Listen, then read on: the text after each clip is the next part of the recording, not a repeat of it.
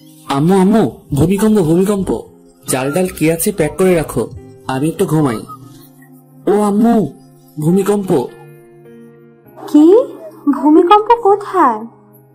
এখনই তো হলো, তুমি কই ছিলা? ওরে বান্দর, ভূমিকম্প আবার কখন হলো? খেয়াল করে দেখো, আবার শুরু হয়েছে। তোর মোবাইলে ভূমিকম্প হচ্ছে। কে করছে দেখো। আমি কেন তোর ফোন রিসিভ করব? এত সাধু সাজতে হবে না, আমি জানি তুমি আমার মোবাইল সবসময় চেক করো। তাহলে আজকে রিসিভ করছো না কেন? ফোন রিসিভ করে কথা বলো, আমি ঘুমাই। সারা জীবন তো ঘুমাইলি, মানুষ তোর হইলি না। আম্মু, আমি কি মানুষ না? তুই দেখতে মানুষের মতো, কিন্তু মানুষ না। ওকে ওকে, বুঝতে পারছি কেন বাস খাচ্ছি। তুমি যাও, ঘুম থেকে উঠতেছি। হাই, আমি বান্দর থুক্কু। বাবা মার দেয়ার নাম আরফিন সুমন, আর সবাই ডাকে Romeo. So I am mister Romeo. আর যার সাথে কথা বলছিলাম উনি আমার আম্মু। সুখের সাগরে ঢেউ খেতে খেতে ঘুমাচ্ছি। হঠাৎ মনে হলো ভূমিকম্প হচ্ছে, কিন্তু না। পরক্ষণে আম্মু আবিষ্কার করলো ভূমিকম্প হচ্ছে না, আমার মোবাইলে সুনামি হচ্ছে। একটু শান্তিতে আলাপ করতে দিবে না আম্মুটা? আম্মুগুলো কেন যে এমন হয়, কিচ্ছু বুঝি না। এই গেল মোবাইল নিয়ে কথা বলতে, আবার কথা বলে চলেও আসছে। এই বান্দর, তাড়াতাড়ি রেডি হয়ে নে। তোর মামার সাথে একটা জায়গায় যাবি, তোর কাজের ব্যবস্থা করে দিব। আম্মু, তুমি কি সত্যি আমার আম্মু? কেন, কি হয়েছে?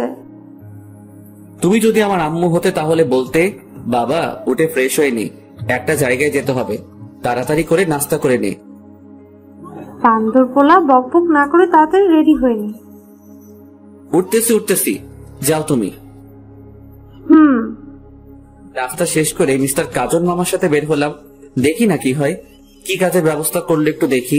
2 ঘন্টা পর একটা বিশাল বড় বাড়ির সামনে এসে দাঁড়ালাম। বাড়ির চারপাশে বাউন্ডারি করা, গোল্ডেন কালারের রং করা চারপাশে। ওই মিস্টার কাজল মামা, এখানে আমাদের কাজ কি?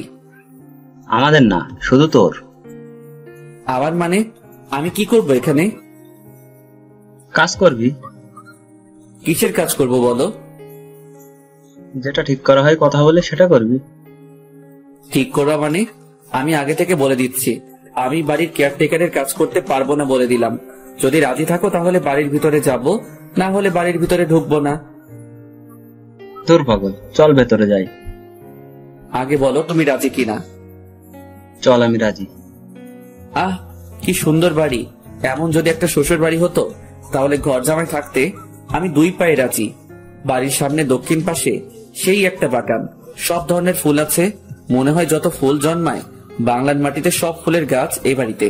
বাড়ির ভিতরটা আরো সুন্দর, বাইরে থেকে অতটা বোঝা যায় না। বাড়িটা মাটির উপরে 2 তলা, মাটির নিচে পুরো 3 তলা। আমাদের বাড়ি থেকে 5 মিনিটের পথ সেখানেও একটা বাড়ি আছে, মাটির নিচে 3 তলা, মাটির উপরে 1 তলা। আরে মামু। ও রমিও, বস তো, আর দেখা লাগবে না। আরে মামু, বাড়িটা তো আগে দেখতে দাও। এত সুন্দর একটা বাড়ি, যদি এমন একটা শ্বশুর বাড়ি হতো। ওই চুপ কর, শ্বশুর বাড়ির চিন্তা করিস না, তাহলে চাকরিটা হবে না। চাকরি না হলে নাই, আমার তাতে কি? আমি তো। কাজল, কেমন আছো? জি ভালো আছি, আপনার খবর কি? এই তো ভালো। সাথে কি তোমার ভাগ্নে নাকি? জি, ওর কথাই বলেছিলাম আপনাকে। তা বাবা, কেমন আছো? জি আলহামদুলিল্লাহ ভালো। আপনি কেমন আছেন? এই তো ভালো। তা কি নিয়ে মামার সাথে কথা বলছিলা? দেখেন না আঙ্কেল, আমি শুধু বলছি এমন একটা যদি শ্বশুরবাড়ি হতো আমার, তাহলে ঘর জামাই থাকতাম। আর মামা বলে শ্বশুরবাড়ি চিন্তা করলে চাকরি হবে না। বলেন তো আঙ্কেল, আমি কি ভুল বললাম? কাজল, ও তো কিছু ভুল বলে নাই। আমার কেউ বোঝে না। কাজের কথায় আসি, কি বলো? আঙ্কেল, আমার একটা কথা আছে। কি কথা? আমি বাড়ির কেয়ারটেকারের কাজ করতে পারবো না। ওই, তুই চুপ করবি? আমি তো চুপ করে আছি। রোমিও, বাবা তুমি কি কি কাজ করতে পারো? যেমন? গাড়ি চালাতে পারো? পারি। বাইক চালাতে? এটা কোনো ব্যাপার? তোমাকে একটা কাজ দিব, করতে পারবে? অবশ্যই পারবো, তবে। আর বলতে হবে না, আমি তোমাকে সে কাজ দিব না। তাহলে রাজি। তোমার কাজ হলো আমার মেয়ের বডিগার্ড হয়ে থাকা, সবসময় ওর পাশে থাকতে হবে, ওর যেন কোনো বিপদ না হয় দেখবা। আপনি চিন্তা করবেন না, আমি সব সামনে নিতে পারবো। তাহলে বিকেলে চলে এসো, আর আসার সময় কিছু আনতে হবে না, সবকিছুর ব্যবস্থা আমি করে রাখবো। তাহলে এখন আসি আঙ্কেল, ভালো থাকবেন। বিকালে চলে আসবে কিন্তু। আসি। যাক, বাঁচা গেল। শেষ পর্যন্ত বাড়ির কেয়ারটেকার হতে হলো না, বডিগার্ড হলাম একটা মেয়ের। আমাকে বডিগার্ড হিসেবে পছন্দ না করার মতো কিছু নাই। দানবের মতো চেহারা, হ্যান্ডসাম, দেখতে সুন্দর, আর কি চাই বলেন? তবে পড়ালেখায় বাস, কিছু পারি না, তাই তো সব ছেড়ে দিয়ে বসে আছি। যাই হোক, মামার কারণে একটা কাজের ব্যবস্থা হলো। রমিও শুন, কাজটা ঠিক মতো করিস। আরে মামা, চিন্তা করো না, मैं हूं ना। হিন্দি মারিস না, যেটা বলবে সেটা করবি। করবো, কিন্তু উনিকে?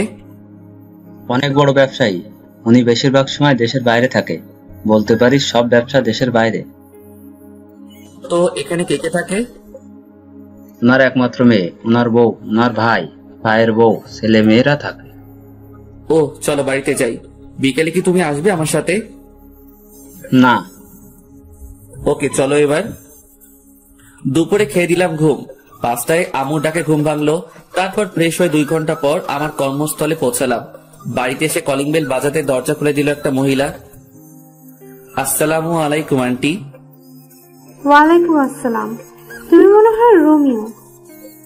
জি আন্টি, আমি রোমিও। এসো বাবা, ভিতরে এসো। তুমি বসো, আমি নাস্তা নিয়ে আসি। আন্টি, নাস্তা লাগবে না। কেন বাবা? এটা তোমার নিজের বাড়ি মনে করে থাকবা। পারবো না। আমার মুখে মুখে কথা বলবা না। আমি তোমার মায়ের মতো, আমি যেটা বলবো সেটা করবা। ঠিক আছে। তুমি বসো, আমি আসছি। এই মা, কলিং বেলটা বাজতেছে।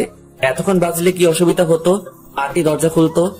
এখন আমাকে খুলতে হবে। ধুর, দরজা খুলে দেখি একটা ছেলে দাঁড়িয়ে আছে সামনে। ছেলের চোখে তো কাজল থাকার কথা না। এই মা, কানে দেখছি 2টা পিরামিড বসানো। ও মা, ঠোঁট আবার গোলাপি লিপস্টিক, হাতে মেহেদি, মাথায় কিছু ঢুকছে না। এটা কি মেয়ে নাকি ছেলে সেটাই বুঝতে পারছি না। তাই উপর থেকে নিচে একবার চোখ বুলিয়ে নিয়ে শিওর হলাম এটা একটা শার্ট প্যান্ট পরা রমণী। কাকে চাই? বুঝো ঠেলা, একটা লাগিয়ে দিল ঠাস করে। আজব রমণী। দরজা বন্ধ করে পিছনে ঘুরে দেখি আন্টি হাসছেন। আমিও পড়ে গেলাম লজ্জায়। এখনো যার বডিগার্ড হিসেবে আমাকে নিয়োগ দেওয়া হলো তাকে দেখলাম না, অথচ একটা ঠাস করে খেয়ে ফেলছি। আন্টি আপনি হাসছেন? আমি এখনো তাহারে দেখতে পেলাম না, যাহার জন্য বডিগার্ডের চাকরি পেলাম। এখন যার হাতে একটা খেয়েছো উনি সে। প্রথম দিনে একটা খেয়ে নিলাম, না জানি পরে কি হবে। ওকে কিন্তু তোমার সামলাতে হবে, পারবে তো? এই রোমিও পারে না এমন কোনো কাজ নাই আন্টি। চলো তোমার রুমটা দেখিয়ে দে। চলেন। আন্টি একটা কথা বলবো? বলো বাবা। আমাকে অন্য রুম দিলে হয় না? যেমন? বাড়ির কাজের লোকেরা যে নর্মাল রুমে থাকে তেমন রুমে থাকতে দিলে খুশি হতাম। এখানে থাকলে সমস্যা কি? আন্টি, কুকুরের পেটে যেমন ঘি হজম হয় না, আমার কপালেও এমন রুম সহ্য হবে না, তাই নিচে দিলে ভালো হয়। কিন্তু তোমার আঙ্কেল তো বলে গেছে তোমাকে যেন এই রুমে থাকতে দেয়। আমি আঙ্কেলকে বুঝিয়ে বলবো, আপনি অন্য রুমের ব্যবস্থা করেন। ঠিক আছে, তুমি এসো। গরিবের ছেলে হয়ে এত বড় বাড়িতে কাজ করছি, সেটা অনেক বড় কিছু আমার কাছে।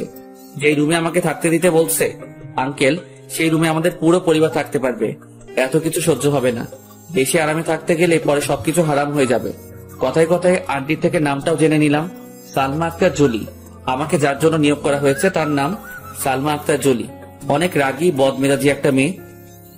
আন্টি একটা কথা বলবো? বলো, তবে পরবর্তীতে অনুমতি চাইবে না।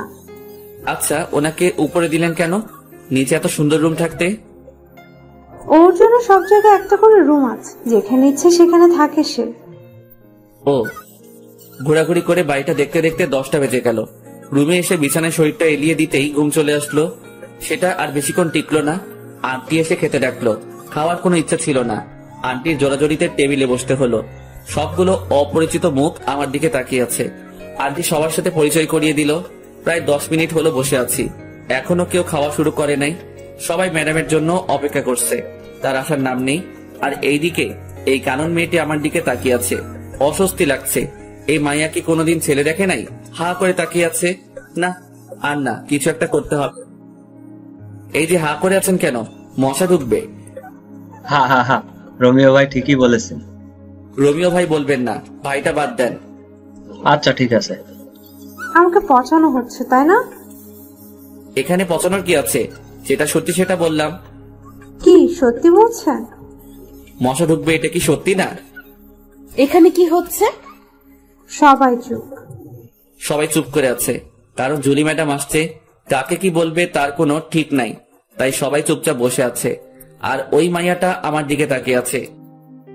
মা, এই ছেলেটা এখানে কেন? ও রোমিও, আজ থেকে এখানে থাকবে। তোর জন্য তোর নিয়োগ করা হয়েছে। আমার জন্য মানে? ও কি আমার বডিগার্ড নাকি? হ্যাঁ। আমি তোমাদের অনেকবার বলেছি আমার কোনো বডিগার্ড লাগবে না। ও সবার সাথে এখানে কেন? ও আমাদের সাথে একসাথে খাবে প্রতিদিন। এটা আমার শেষ কথা। এটা যদি তোমার শেষ কথা হয় তাহলে এটাও শুনে রাখো, আমি তোমাদের সাথে বসবো না খেতে। আন্টি বাদ দেন, আমাকে নিয়ে আপনাদের মধ্যে অশান্তি হোক সেটা চাই না। আমার এমনিতে খেতে ইচ্ছে করছে না, আমি বরং রুমে যাই। আপনারা খাওয়া শুরু করেন। দরকার কি আমাকে নিয়ে মা মেয়ের সম্পর্কে ফাটল ধরানোর? তাই উঠে চলে আসলাম। এখন থেকেই বুঝতে পারছি এই মেয়ের বডিগার্ড থাকতে হলে আমাকে অনেক কিছু সহ্য করতে হবে। এসব ভাবতে ভাবতে কখন ঘুমিয়ে পড়েছি মনে নেই। সকাল 6টায় মোবাইলে কাউয়ার ডাকে ঘুম ভাঙলো। মোবাইলে অ্যালার্ম টোন দিছি কাউয়ার ডাক। উঠে শুরু করলাম দৌড়। দৌড়ানো শেষ করে আস্তে আস্তে অন্য ব্যায়াম শেষ করে 8টায় রুমে ঢুকলাম। রুমে ঢুকে দেখি কানন কি যেন খুঁজতেছে। এই যে কি খোঁজা হচ্ছে শুনি? না কিচ্ছু না। তাহলে সকাল সকাল আমার রুমে কি? ইচ্ছে করছিল আপনাকে দেখতে। বাইরে থেকে যখন দেখলেন রুমে কেউ নেই, তাহলে ঢুকলেন কেন? এত কৈফিয়ত দিতে পারবো না, ইচ্ছে হলো তাই ঢুকছি। তাছাড়া এত জিম করে কি হবে? এমনি মেয়েরা লাইন ধরে থাকবে। আপনার কথা শেষ হলে আসতে পারেন, আমি চেঞ্জ করব। একটু পরে আবার ডিউটি শুরু হবে। চেঞ্জ করেন, কে বারণ করছে? আপনার সামনে করব নাকি? করলে ক্ষতি কি? বের হতে বলছি, বের হন। না, আমার সামনে চেঞ্জ করতেই হবে। কি বেয়াদব মেয়েরে মাইরি। কি হলো? চেঞ্জ করেন। আন্টি, কাউকে ডাকতে হবে না, যাচ্ছি আমি, পরে আবার আসবো। এই বলে দৌড়ে চলে গেল। দেখলেন তো পাঠকগণ, কি লুইচ্ছা বেয়াদব ফাজিল মাইয়া। ফ্রেশ হয়ে নাস্তা করে দাঁড়িয়ে আছি জুলি ম্যাডামকে নিয়ে। ভার্সিটিতে যেতে হবে, অনার্স প্রথম বর্ষে পড়ছে। ওনার সামনে আমি হাঁটছি, বাইরে গাড়ি রেডি করা আছে। গিয়ে দরজা খুলে দিলাম, ভিতরে ঢুকে বসে পড়লো। আমি আল্লাহর নাম নিয়ে গাড়ি চালানো শুরু করলাম। 35 মিনিট পর গাড়ি নিয়ে ভার্সিটির গেটে পৌঁছালাম। ম্যাডাম, গাড়ি কি ভিতরে নিয়ে যাব? তুই জানিস না। ম্যাডাম, আমাকে তো কিছু বলা হয়নি তাই। চুপ, তুই আমাকে কোনো প্রশ্ন করবি না, শুধুমাত্র উত্তর দিবি, না হলে তোরে বিদায় করে দেব। শালার অহংকার, এত অহংকার কি করে জন্ম নিল? সামান্য একটা কথা তো জানতে চাইছি, আর কিছু তো আর না, তার জন্য এমন করতে হবে নাকি? গাড়িটা ভিতরে ঢুকিয়ে একটা ছায়াময় গাছের নিচে রাখলাম। ম্যাডাম নেমে কয়েকটা মেয়ের সাথে ক্লাসে চলে গেল। আমি এখনো ভিতরে বসে আছি, একবারও নামতে হয়নি। কালকে পর্যন্ত ম্যাডামের অন্য একটা বডিগার্ড ছিল, আজ থেকে আমি হলাম। ও কেন চলে গেল জানি না। বসে বসে এইসব ভাবছি, তখনই দেখলাম ম্যাডামের সাথে মেয়েগুলো সহ ম্যাডাম আসছে। একটু সামনে আসতে কয়েকটা ছেলে গিয়ে পথ আগলে দাঁড়ালো। ম্যাডামকে দেখছি ভয়ে ভয়ে চোখে চারিদিকে তাকাচ্ছে। তখন মনে হলো, আরে আমাকে তো ওনার জন্য নিয়োগ দেওয়া হলো। তাড়াতাড়ি করে হাতে হকি স্টিকটা নিয়ে গাড়ি থেকে নেমে দিলাম দৌড়। আমাকে দেখা মাত্র ম্যাডাম ভয়ার্ত চেহারা চেঞ্জ হয়ে গেল, আর ছেলেগুলো তো ভার্সিটির গেটের দিকে দৌড় দিছে। ম্যাডাম, আপনি ঠিক আছেন তো? তোরে কি গাড়িতে বসে থাকার জন্য আমার বডিগার্ড করা হয়েছে? Sorry madam. ম্যাডাম ওনার বান্ধবীদের সাথে হাঁটছে। আমি এসে গাড়ির উপরে বসলাম আর ম্যাডামের দিকে লক্ষ্য রাখছি। মেয়েদের থেকে দূরে থাকতে বেশি ভালো লাগে। এখন তো পুরো একটা মেয়ের বডিগার্ড হয়ে গেলাম। তার সাথে সাথে হেঁটে তাকে গার্ড দেওয়ার থেকে এখান থেকে বসে দিচ্ছি। যত মেয়ে ঢুকছে গেট দিয়ে সবাই আমার দিকে তাকিয়ে আছে। আর কয়েকটা মেয়ে যে গাছটার নিচে গাড়ি দাঁড় করানো তার থেকে একটু দূরে বসে কি যেন বলছে আর তাকিয়ে আছে। এই মায়াগুলো কি কখনো ছেলে দেখে নাই? এমন ভাবে তাকিয়ে আছে মনে হচ্ছে কোনো এলিয়েন বসে আছি তাহাদের সামনে। ম্যাডামের অবস্থান দেখে নিলাম একবার। আমার দিকে সিংহের মতো টুকু সিংহের মতো তাকিয়ে আছে। বুঝতে পারছি আজকে আমার খবর আছে। বাম পাশে তাকাতে দেখি 4টা চোখ আমার দিকে তাকিয়ে তাকিয়ে সামনে যাচ্ছে। মানে চশমা পরা একটা মেয়ে যাচ্ছে আমার দিকে তাকিয়ে থাকতে থাকতে। ট্যালেন্ট আছে মাইরি, কি সুন্দর করে তাকিয়েছে। হাঁটতে হাঁটতে গিয়ে গাছের সাথে ধাক্কা খেলো। সবাই হেসে উঠলো যারা এটা লক্ষ্য করছে। আমার হাসা বারণ, তাই ইচ্ছা থাকা সত্ত্বেও হাসতে পারলাম না। বেচারির জন্য কষ্ট হচ্ছে। সবার সামনে পড়ে গেল, তাও আমাকে দেখতে দেখতে। প্রথম দিন শেষ হলো আরো নানা ধরনের কাহিনীর মাধ্যমে। বাড়িতে এসে ফ্রেশ হয়ে খেয়ে দিলাম একটা ঘুম। 6টায় উঠলাম ঘুম থেকে। আন্টি ডাক দিল ওনাদের সাথে আড্ডা দিতে। কেমন কাটলো প্রথম দিন? আর বলবেন না আন্টি, একটু হাসতে পারি নাই। কেন হাসতে পারেন নাই? বডিগার্ড তো তাই। কাহিনী কি সেটা বলেন। পুরো কাহিনীটা বললাম। সবাই হাসতে হাসতে শেষ। আন্টি আঙ্কেল কোথায়? উনি তো বিকালের ফ্লাইটে চলে গেছে। কেন? আন্টি আমাকে যদি কাজগুলো ভালোভাবে বুঝিয়ে দিতেন তাহলে ভালো হতো। কিছু বলে দিতে হবে না, তুমি সব সময় ওর পাশাপাশি থাকবে। ও যেখানে যাবে সেখানে যাবে। ও বারণ করার পরও তোমাকে তোমার দায়িত্ব পালন করতে হবে। আমার দায়িত্ব আমি যথাযথভাবে পালন করব।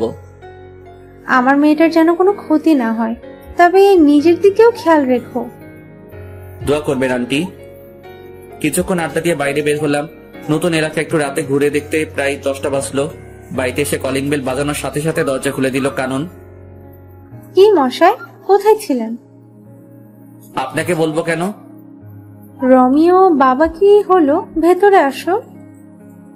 জি আন্টি আসছি। ফ্রেশ হয়ে খেতে বসলাম। ম্যাডাম আসছে না। আন্টির কাছে জানতে চাইলে আন্টি বলে ওনার জন্য খাবার পাঠিয়ে দেওয়া হয়েছে। খাওয়া শেষ করে ঘুম দিলাম। পরের দিন ঘুম থেকে উঠে প্রতিদিনের কাজগুলো শেষ করে নাস্তা করে বসে আছি। ম্যাডাম আসলে ভার্সিটির দিকে রওনা দিব। এই তো ম্যাডাম আসছে। গাড়ির দরজা খুলে দিলাম। ম্যাডাম ঢুকলো, সাথে আসছে কানন। দরজা বন্ধ করেন কেন? আমি যাব। আপনি কোথায় যাবেন? আরে আমার সেম ইয়ার।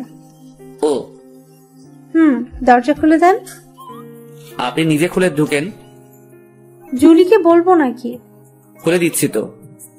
শালার কপাল, কেন যে বডিগার্ডের চাকরি করছে আল্লাহ জানে। কখন যে ভার্সিটিতে এসে পড়ছি মনে করতে পারছি না। ম্যাডাম আর কানন নেমে চলে গেল। আজকেও দেখছি ছেলেগুলো পথ আগলে দাঁড়ালো। আজ এদের খবর আছে। স্টিকটা হাতে নিয়ে এগিয়ে গেলাম আর সব কয়টাকে ইচ্ছে মতো পিটালাম।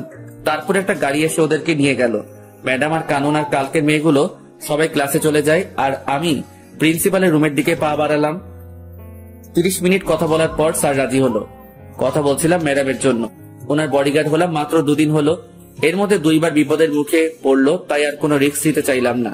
স্যারের সাথে কথা বলে অন্য সব স্যার ম্যাডামের সাথে আলোচনা করে সিদ্ধান্ত হলো যে ম্যাডামের সাথে ক্লাসে আমিও থাকবো।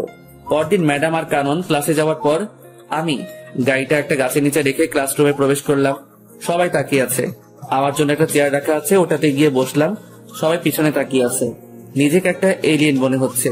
ম্যাডাম রাগী দৃষ্টিতে তাকিয়ে আছে। স্যারকে আসতে দেখে একটু শান্তি পেলাম। পিছনে তাকিয়ে আছো কেন সবাই? ও জুলি আর কাননের বডিগার্ড, কোনো এলিয়ান না। স্যার আমার মুখের কথাটি বলে দিল। সবাই ক্লাস করছে। আমি সবাইকে তাকিয়ে তাকিয়ে দেখছি। দেখি কানন আমার দিকে বারবার তাকাচ্ছে। স্যার কি বলল? দুজনের বডিগার্ড নিয়োগ করা হয়েছে নাকি আমাকে? আজকে গিয়ে আন্টির কাছে জানতে চাইবো কার বডিগার্ড আমি। কাননের থেকে 2 জন পরে দেখি ফুলটসি। না, এটা তো ফুলটসি না, 4 চোখ। এমা, কালকের ওই মেয়েটি যে গাছের সাথে ধাক্কাকে পড়ে গেল তাকিয়ে আছে দেখো। চোখ দুটো যেন সরছেই না। শালার কপাল, এভাবে যদি প্রতিদিন চলতে থাকে তাহলে আমার কোন দিন কোন মাইয়া নিয়ে পালিয়ে যাবে তার কোনো ঠিক নেই। আজ থেকে কারো দিকে তাকাবো না। প্রথম ঘন্টা শেষ হতেই কানন লাফিয়ে লাফিয়ে আমার কাছে আসলো, সাথে আরো 4-5টা। এদের কারণে ম্যাডামকে দেখতে পারছি না। আপনি না খুব ভালো একটা কাজ করছেন, রুমে এসে পাহারা দিচ্ছেন। আমাকে যে দায়িত্ব দেওয়া হয়েছে সেটা তো পালন করতেই হবে। আমার জন্য একটা সুবিধা হলো সবসময় আপনাকে দেখতে পারবো। স্যার, ওর নাম ধরে ডাক দেওয়াতে বুঝতে পারলাম ওর নাম মীরা। ওই, এটা আমার জিনিস, নজর দিবি না। হচ্ছেটা কি? ও আমার। এই দাঁড়া সবাই, কি তোদের করছিস? ও আমার। এই, ও কারো না, ও শুধু আমার। বুঝো ঠেলা, কোন জঙ্গলে যাব? এই মাইয়াগুলো কি শুরু করছে আমাকে নিয়ে? আরে আমি মানুষ একজন, তোরা যদি একসাথে সবাই টানাটানি করিস আমি তাহলে কোথায় যাব? এই কি ভাবছো? তুমি শুধু আমার। আপনাদের এসব বাদ দিবেন। আমি এখানে এসেছি ম্যাডামকে পাহারা দিতে, আপনাদের সাথে প্রেম করতে না। দূরে গিয়ে মরেন। আর মিস কানন, আপনার নামে বাড়িতে বিচার দিব। ম্যাডাম আসাতেই সবাই যার যার সিটে চলে গেল। ম্যাডাম তো দেখি ছাত্রীদের থেকেও খারাপ, আসার পর থেকে তাকিয়ে আছে। যতবার না বইয়ের দিকে তাকাচ্ছে তার থেকে বেশি আমার দিকে তাকিয়ে আছে। মাওলা তুমি কোথায়? আমারে উঠাই নাও, আর কারো ক্রাশ হতে চাই না। ক্লাস শেষে বাড়িতে এসে ফ্রেশ হয়ে খেতে গেলাম, দেখে আন্টি বসে আছে। আন্টি, এখনো খাওয়া হয়নি আপনার? তোমার জন্য বসে আছি বাবা। আমার জন্য কেন বসে আছেন? আমি তো এই বাড়ির একজন কর্মচারী। তুমি এই বাড়ির কর্মচারী না, একজন সদস্য। নিজেকে কর্মচারী মনে করবে না। বাদ দেন এসব। এটা বলুন, আমাকে কার বডিগার্ড রাখা হয়েছে? দুজনের। দুজনের মানে? জুলি, কানন, দুজনের জন্যই রাখা হয়েছে। ও আচ্ছা। এক সপ্তাহ অনেক কষ্টে কাটালাম। ক্লাসে বসে গার্ড দেওয়া মনে হয় আর সম্ভব না। মায়াগুলোর জ্বালায় জীবনটা পুরো বাস হইয়া গেল। তাই কয়েকটা ছেলেকে ক্লাসের ভিতরে কি হচ্ছে জানার জন্য ঠিক করলাম। ওরা ক্লাসে ম্যাডামের কোনো বিপদ হলে আমাকে তা জানিয়ে দিবে। এভাবে চলছে আমার কাজ। আর কানন মেয়েটা প্রতিদিন বিরক্ত করে আমাকে। 1 মাস পর সন্ধ্যায় রুম থেকে বের হওয়ার সাথে সাথে আন্টি এসে সামনে দাঁড়ালো। আন্টিকে কেমন যেন দেখাচ্ছে। আন্টি, কি হয়েছে? বাবা, তুমি ব্যাগটা গুছিয়ে নাও। কেন ব্যাগ গুছাবো বলেন আন্টি? আজকে রাতে কানন আর জুলি ওদের বন্ধুদের সাথে কোথায় যেন বেড়াতে যাবে। কয়েকটা দিন ওখানে থাকবে, তাই তোমাকে ওদের সাথে যেতে হবে। অনেকবার বারণ করছি, কেউ শুনতে চায় না। ওরা যাবেই যাবে। জানি না কোথায় কি বিপদ লুকিয়ে আছে, তাই তোমাকে ওদের সাথে যেতে হবে। আমি আছি তো আন্টি, আপনি টেনশন করবেন না। আমি ওনাদেরকে দেখে রাখবো। তাহলে তুমি রেডি হয়ে নাও। অনেকদিন হলো কোথাও যাই না, একটু ঘুরে আসাও যাবে। ম্যাডাম আর কানুনকে নিয়ে রওনা দিলাম। বাড়ির বাইরে বাস এসে দাঁড়িয়ে আছে। আমাকে দেখা মাত্র মাইয়াগুলো রোমিও যাবে আমাদের সাথে বলে চিৎকার দিয়ে উঠলো। বাসে 3টা ছেলে আছে আর সবগুলো মেয়ে। ছেলেগুলোর সাথে গিয়ে বসলাম।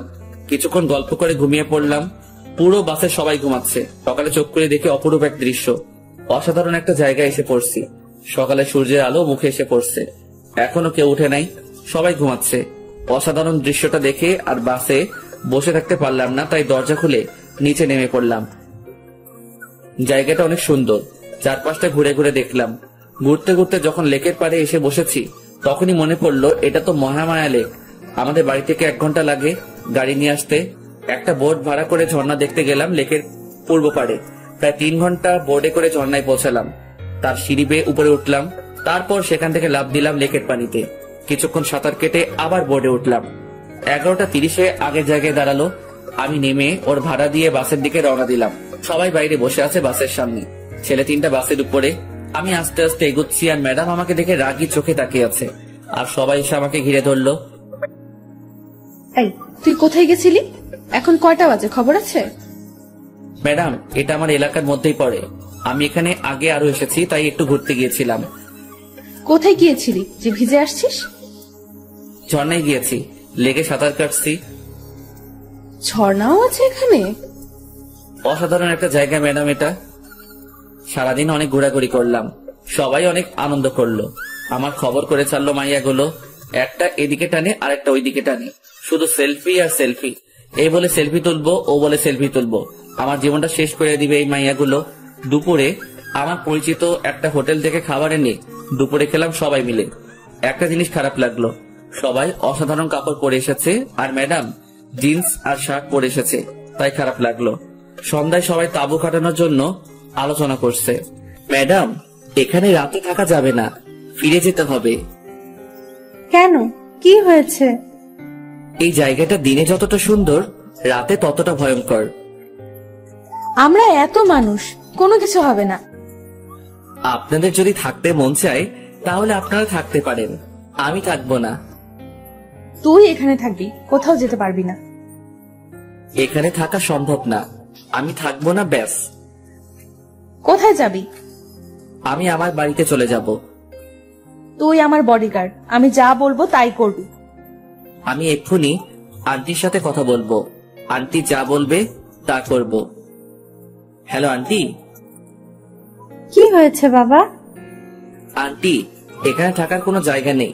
ম্যাডাম বলছে এখানে তাঁবু খাটাতে, কিন্তু জায়গাটা খুব খারাপ। সন্ধ্যার পর একটা মানুষের চিহ্ন থাকে না। এখন কি করব? আমি পারবো না এখানে থাকতে। তুমি কি জায়গাটা চিনো? আমাদের এখানে জায়গাটা। তুমি মোবাইল দাও জুলিকে। মাথা খারাপ নাকি? জীবনেও তো থাকবো না এখানে রাতে। এই জায়গায় যে থেকেছে রাতে সেই মরেছে। আমি বাবা এসবের মধ্যে নাই। এখনো বিয়ে করি নাই। বিয়ের আগে আমি পরলোক গমন করতে চাই না। কত স্বপ্ন ছিল, একটা বিয়ে করব, একটা ফুটবল টিমের বাবা হব। হে খোদা, আমি উপরে যেতে চাই না। আমি বাড়ি যাব। ওই কি বিড়বিড় করছিস? আমি মরতে চাই না। আমারই নিও না খোদা। ওই উল্টাপাল্টা কি বলিস? না ম্যাডাম, কিছু না। কথা বল। হ্যালো যমরাজ। রোমিও, কি হয়েছে বাবা? আমি তোমার আন্টি বলতেছি। ও আন্টি বলেন। তুমি সবাইকে নিয়ে চলে আসো। ধন্যবাদ আন্টি, আমি সবাইকে নিয়ে আসতেছি। সাবধানে এসো। ওই ড্রাইভার ভাই, তাড়াতাড়ি বাস চালু করো। নিজে বাসলে আম্মুর নাম থুক্কু, বাপের নাম।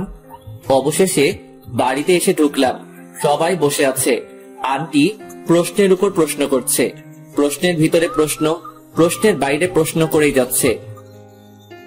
আন্টি কোনো প্রশ্নের উত্তর দিতে পারবো না, ঘুমাবো। সেই একটা ঘুম দিলাম।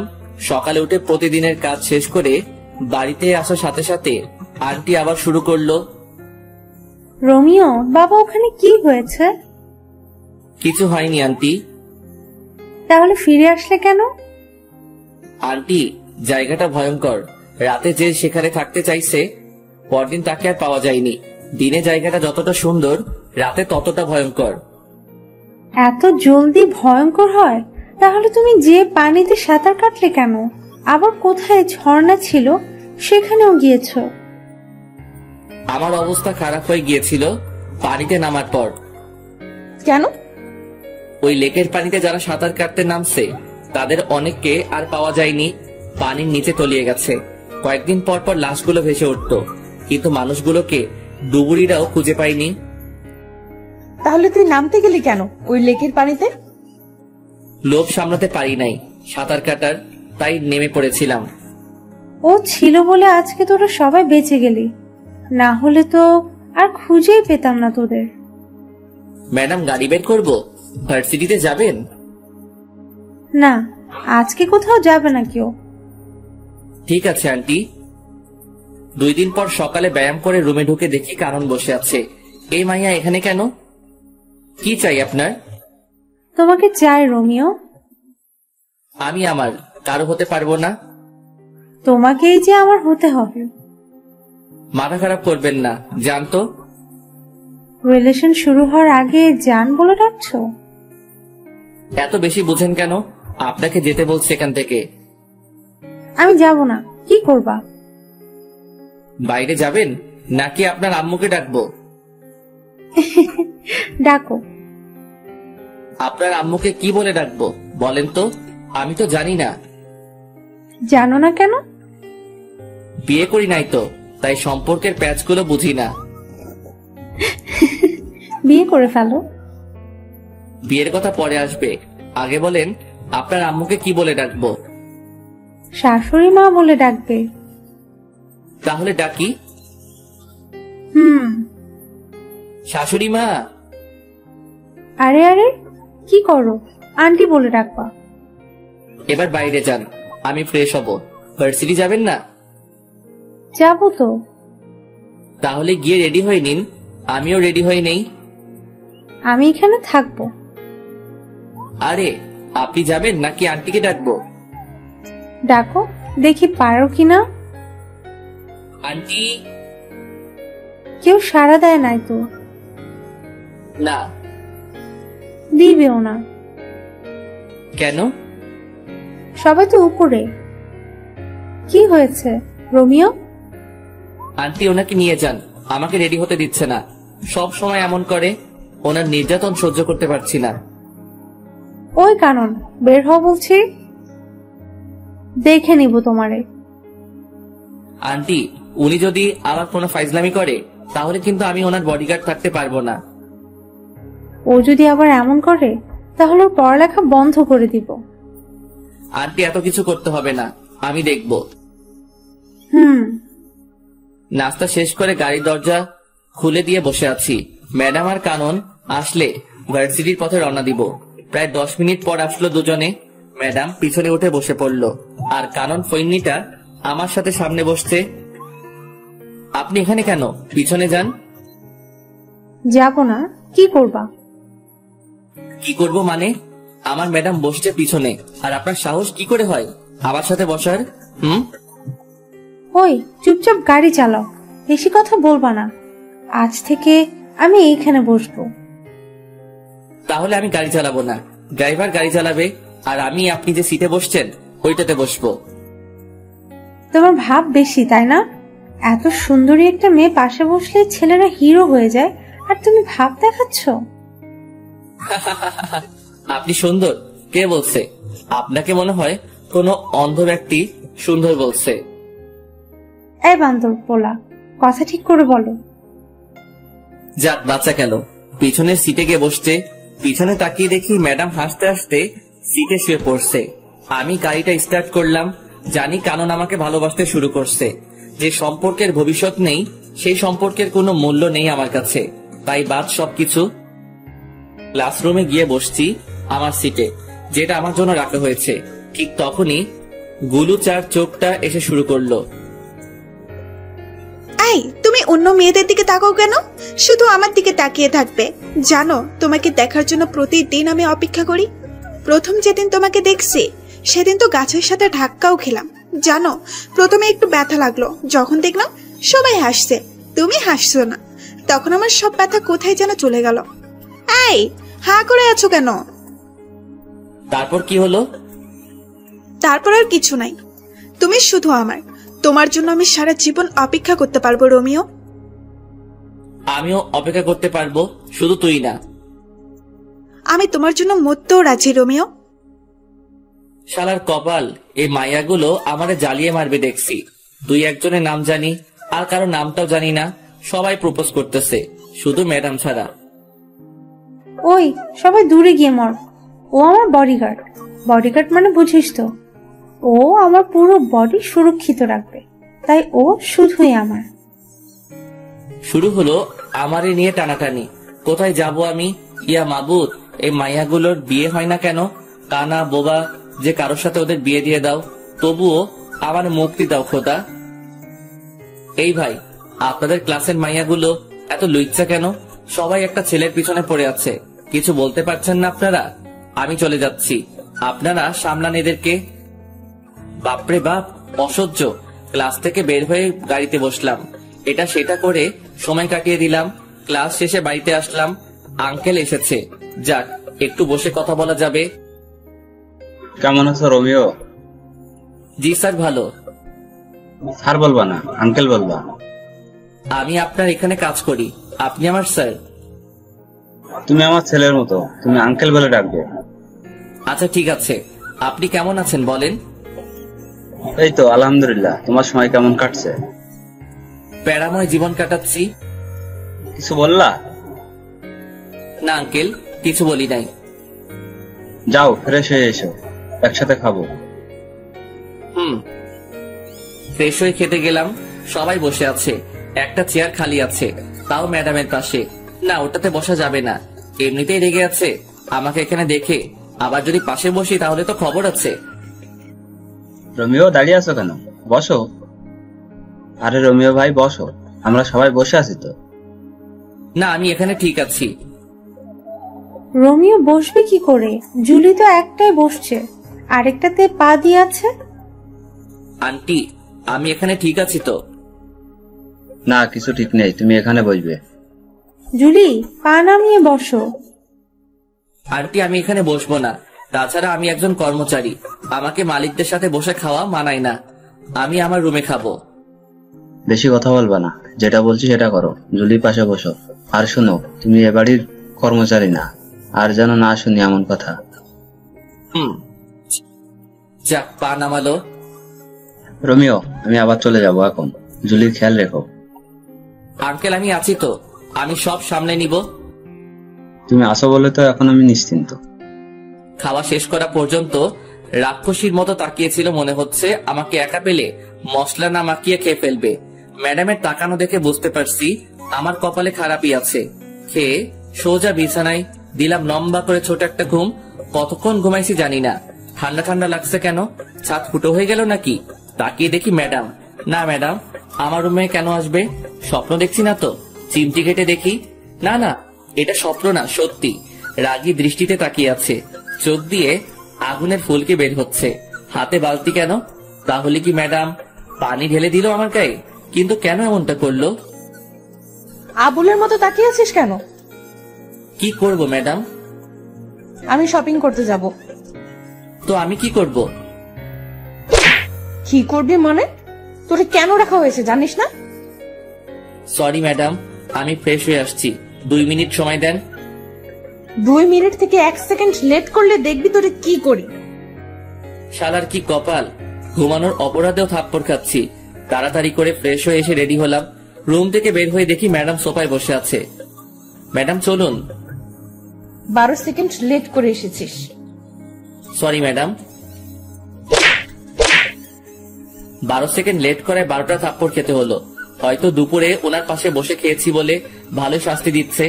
কোনোদিন ভুলেও আর টেবিলে বসে খাবো না। 4:30টায় বের হয়েছি আর এখন বাজে 7টা। ম্যাডামের পিছন পিছন হাঁটতেছি, একবার এ দোকানে আরেকবার ওই দোকানে ঢুকতেছে। এখনো একটা কিছুই নিল না। কেউ একজনকে দেখলাম, কে হতে পারে? এই তো আবার দেখলাম লুকিয়ে গেছে ওই দাঁড়িয়ে থাকা পুতুলের পাশে। ওকে ধরতে গিয়ে পিছনে তাকিয়ে দেখি ম্যাডামকে মারতে আসছে। পিছন থেকে ছুরি নিয়ে কোনো মতে দৌড়ে গিয়ে ম্যাডামকে হালকা ধাক্কা দিয়ে সরিয়ে নিলাম। কোপটা আমার ডান হাতে লাগলো। সে অবস্থায় ম্যাডামকে নিয়ে দৌড়াচ্ছি। শপিং মলের অনেক ভিতরে চলে গিয়েছিল, তাই গাড়ির কাছে যেতে সময় লাগছে। বাম হাতে ম্যাডামকে শক্ত করে ধরে রেখে দৌড়াচ্ছি। ম্যাডাম চিৎকার করে উঠছে। তাকিয়ে দেখি ম্যাডামকে ছুরি মেরে দিচ্ছে। টেনে সামনে নিয়ে আসলাম। ছুরিটা আমার বাম হাতে ঢুকে গেছে। সামনে মানুষের ভিড়ে যেতে একটু কষ্ট হচ্ছিল। তখন পিছন থেকে একটা কোপ খেলাম। আর একটু এগিয়ে যাওয়ার পর ম্যাডাম পড়ে গেল। টেনে তুলে দেখি দাঁড়াতে পারছে না, তাই কোলে তুলে নিয়ে দৌড় শুরু করলাম। একটু দৌড়ানোর পর আর পারছি না কোলে তুলে রাখতে, তাই পিঠে নিয়ে দিলাম দৌড়। কোনো মতে গাড়ি দরজা খুলে ম্যাডামকে ঢুকিয়ে দিলাম। তখন খেয়াল করলাম ম্যাডামের দিকে। ম্যাডাম আজকে কালো জিন্সের সাথে সাদা একটা শার্ট পরছিল। শার্টটা পুরো লাল হয়ে গেছে রক্তে। তাহলে কি আমি ম্যাডামকে রক্ষা করতে পারলাম না? গাড়ির দরজা লাগিয়ে দিয়ে গাড়ি চালাচ্ছি। গাড়িটা চালাতে খুব কষ্ট হচ্ছে, হাতে ব্যথা করছে, রক্ত ঝরে সবকিছু লাল হয়ে যাচ্ছে। অবশেষে বাড়িতে ঢুকলাম, গাড়ি দাঁড় করিয়ে দরজা খুলে দিলাম ম্যাডামকে। ম্যাডাম নেমে আসতে পারছে না, কোলে নিয়ে নিলাম ম্যাডামকে। তারপর দরজার সামনে গিয়ে কলিং বেল চাপ দিলাম। আন্টি দরজা খুলে আমাদের দুজনের গায়ে রক্ত দেখে কেঁদে দিছে। আন্টির কান্না শুনে কানন, হাসিব, আন্টি ও বাড়ির অন্য কর্মচারীরা ছুটে এসেছে। ম্যাডামকে সোফায় বসিয়ে দিলাম। আন্টি শুধু প্রশ্ন করেই যাচ্ছে, কি হয়েছে, কে করেছে ইত্যাদি আরো। আমার কোনো খবর নেই। আমি ম্যাডামের দিকে তাকিয়ে আছি। একটা কথা শুধু মাথায় ঘুরছে তখন, আমি কিসের বডিগার্ড হলাম? আমি আমার ম্যাডামকে রক্ষা করতে পারি নাই। আমি কি করছি এটা? হঠাৎ করে আমি নিচে পড়ে যাই, আর কোনো কিছু মনে নাই আমার। কখন জ্ঞান ফিরলো জানি না। জ্ঞান ফেরার পর দেখি সবাই আমার দিকে তাকিয়ে আছে। আমি হাত দুইটা নাড়াতে পারছি না একটুও। এই তো জ্ঞান ফিরেছে, আমাকে এবার যেতে হবে, রাত তো অনেক হয়েছে। আন্টি ম্যাডাম কোথায়? উনি ঠিক আছে তো? তুমি এখন একটা কথাও বলবা না, আগে সুস্থ হও। আর তোমার ম্যাডামের কিছু হয়নি, ও ঠিক আছে। রোমিও কি হয়েছিল? তুই যা তো, ওকে এখন কথা বলার মতো অবস্থায় আছে? কানন যা তো, ওর জন্য স্যুপ নিয়ে আয়। যাচ্ছি। আন্টি আম্মু আব্বু কি কিছু জানে? না, এখনো জানাইনি। তোমার আঙ্কেলকেও জানাইনি। তুমি বললে জানাবো। না, জানানোর দরকার নাই। তুমি সুস্থ হও, তারপর জানাবো। না, কোনোদিন জানাবেন না। আচ্ছা ঠিক আছে, জানাবো না। জেঠিমা স্যুপ নাও। আন্টি ম্যাডাম কেমন আছে? ম্যাডামের কি হয়েছে? ম্যাডাম ঠিক আছে তো? আরে বাবা, তোমার ম্যাডাম ঠিক আছে। আমি ম্যাডামের গায়ে রক্ত দেখছি। বলেন ম্যাডামের কি হয়েছে? কিছু হয়নি তো, পায়ে একটু ব্যথা পেয়েছিল। আর এতক্ষণ তো এখানে ছিল জুলি। তোমার জ্ঞান ফেরার আগে ঘুমাতে গেল। এবার স্যুপটা খেয়ে নাও। আমি স্যুপ তো খাই না আন্টি। না খেলে তোমাকে ওষুধ খাওয়াবো কি করে? ওষুধ খাবো না। খাবে না মানে কি? তোমাকে খেতে হবে। আমি স্যুপ খাই না। খাও না তো কি হয়েছে, এখন থেকে খেতে হবে। তাহলে ওকে খাওয়াবো কি করে? জেঠিমা, ও একপাশে মুখ করে শুয়ে আছে, মাথাটা হালকা উঁচু করে খাইয়ে দাও। ঠিক আছে। আমি কিন্তু খাবো না আন্টি। চুপ, বেশি কথা বলবা না। আন্টি ওষুধ খাইয়ে চলে গেল। আমি এক পাশে মুখ করে শুয়ে আছি, ভালো করে ঘুমাতেও পারছি না। চিত হয়ে শুতে গেলে পিঠের সেলাই খুলে যেতে পারে। কখন ঘুমিয়ে পড়ছি নিজেও জানি না। সকাল সকাল হালকা ব্যথা লাগছে, মনে হচ্ছে কে যেন আমাকে হালকা ধাক্কা দিয়ে এক পাশে করছে, কিন্তু কে করছে সেটাই দেখতে পাচ্ছি না। 9টার দিকে ঘুম ভাঙলো। কানন এসে শুরু করলো বকবক। এই মাইয়ার জন্য শান্তি কোনোদিনও হবে না। একজন মানুষ কিভাবে এত বকবক করতে পারে? ব্রাশ করিয়ে দিয়ে কানন চলে গেল। এখনো ম্যাডামকে একবারও দেখতে পাইনি। ম্যাডামকে একবার দেখলে শান্তি লাগতো। নিজের চোখে যতক্ষণ না দেখবো ম্যাডাম সুস্থ আছে, ততক্ষণ শান্তি পাবো না। রোমিও কেমন আছো? এই তো একটু ভালো আছে। ব্যথা করছে সেলাইতে? ব্যথা তো করছে। তা তো করবে, 3টা কোক খেয়েছো। আচ্ছা কি হয়েছিল বলো তো? ম্যাডাম বলল শপিং করতে যাবে, তাই নিয়ে গেলাম। দোকানগুলো ঘুরে ঘুরে দেখছিল, কিন্তু হঠাৎ করে হামলা করলো। অনেক কষ্টে পালিয়ে আসছি। এত রাত পর্যন্ত শপিং মলে কি করছিলে? সেটা তো ম্যাডাম জানে। ম্যাডাম কিছু নিচ্ছে না, শুধু ঘুরছে। একটা দোকানে গিয়ে যখন বসছে তখনই হামলা হলো। যা হওয়ার হয়েছে, এবার নাও, নাস্তা করে নাও। আন্টি নিজের হাতে নাস্তা খাইয়ে ওষুধ খাইয়ে দিয়ে চলে গেল। 5 দিন পর সেলাই খুলে দেওয়াতে একটু আরাম করে ঘুমাতে পারছি, বসতে পারছি, হাঁটতে পারছি।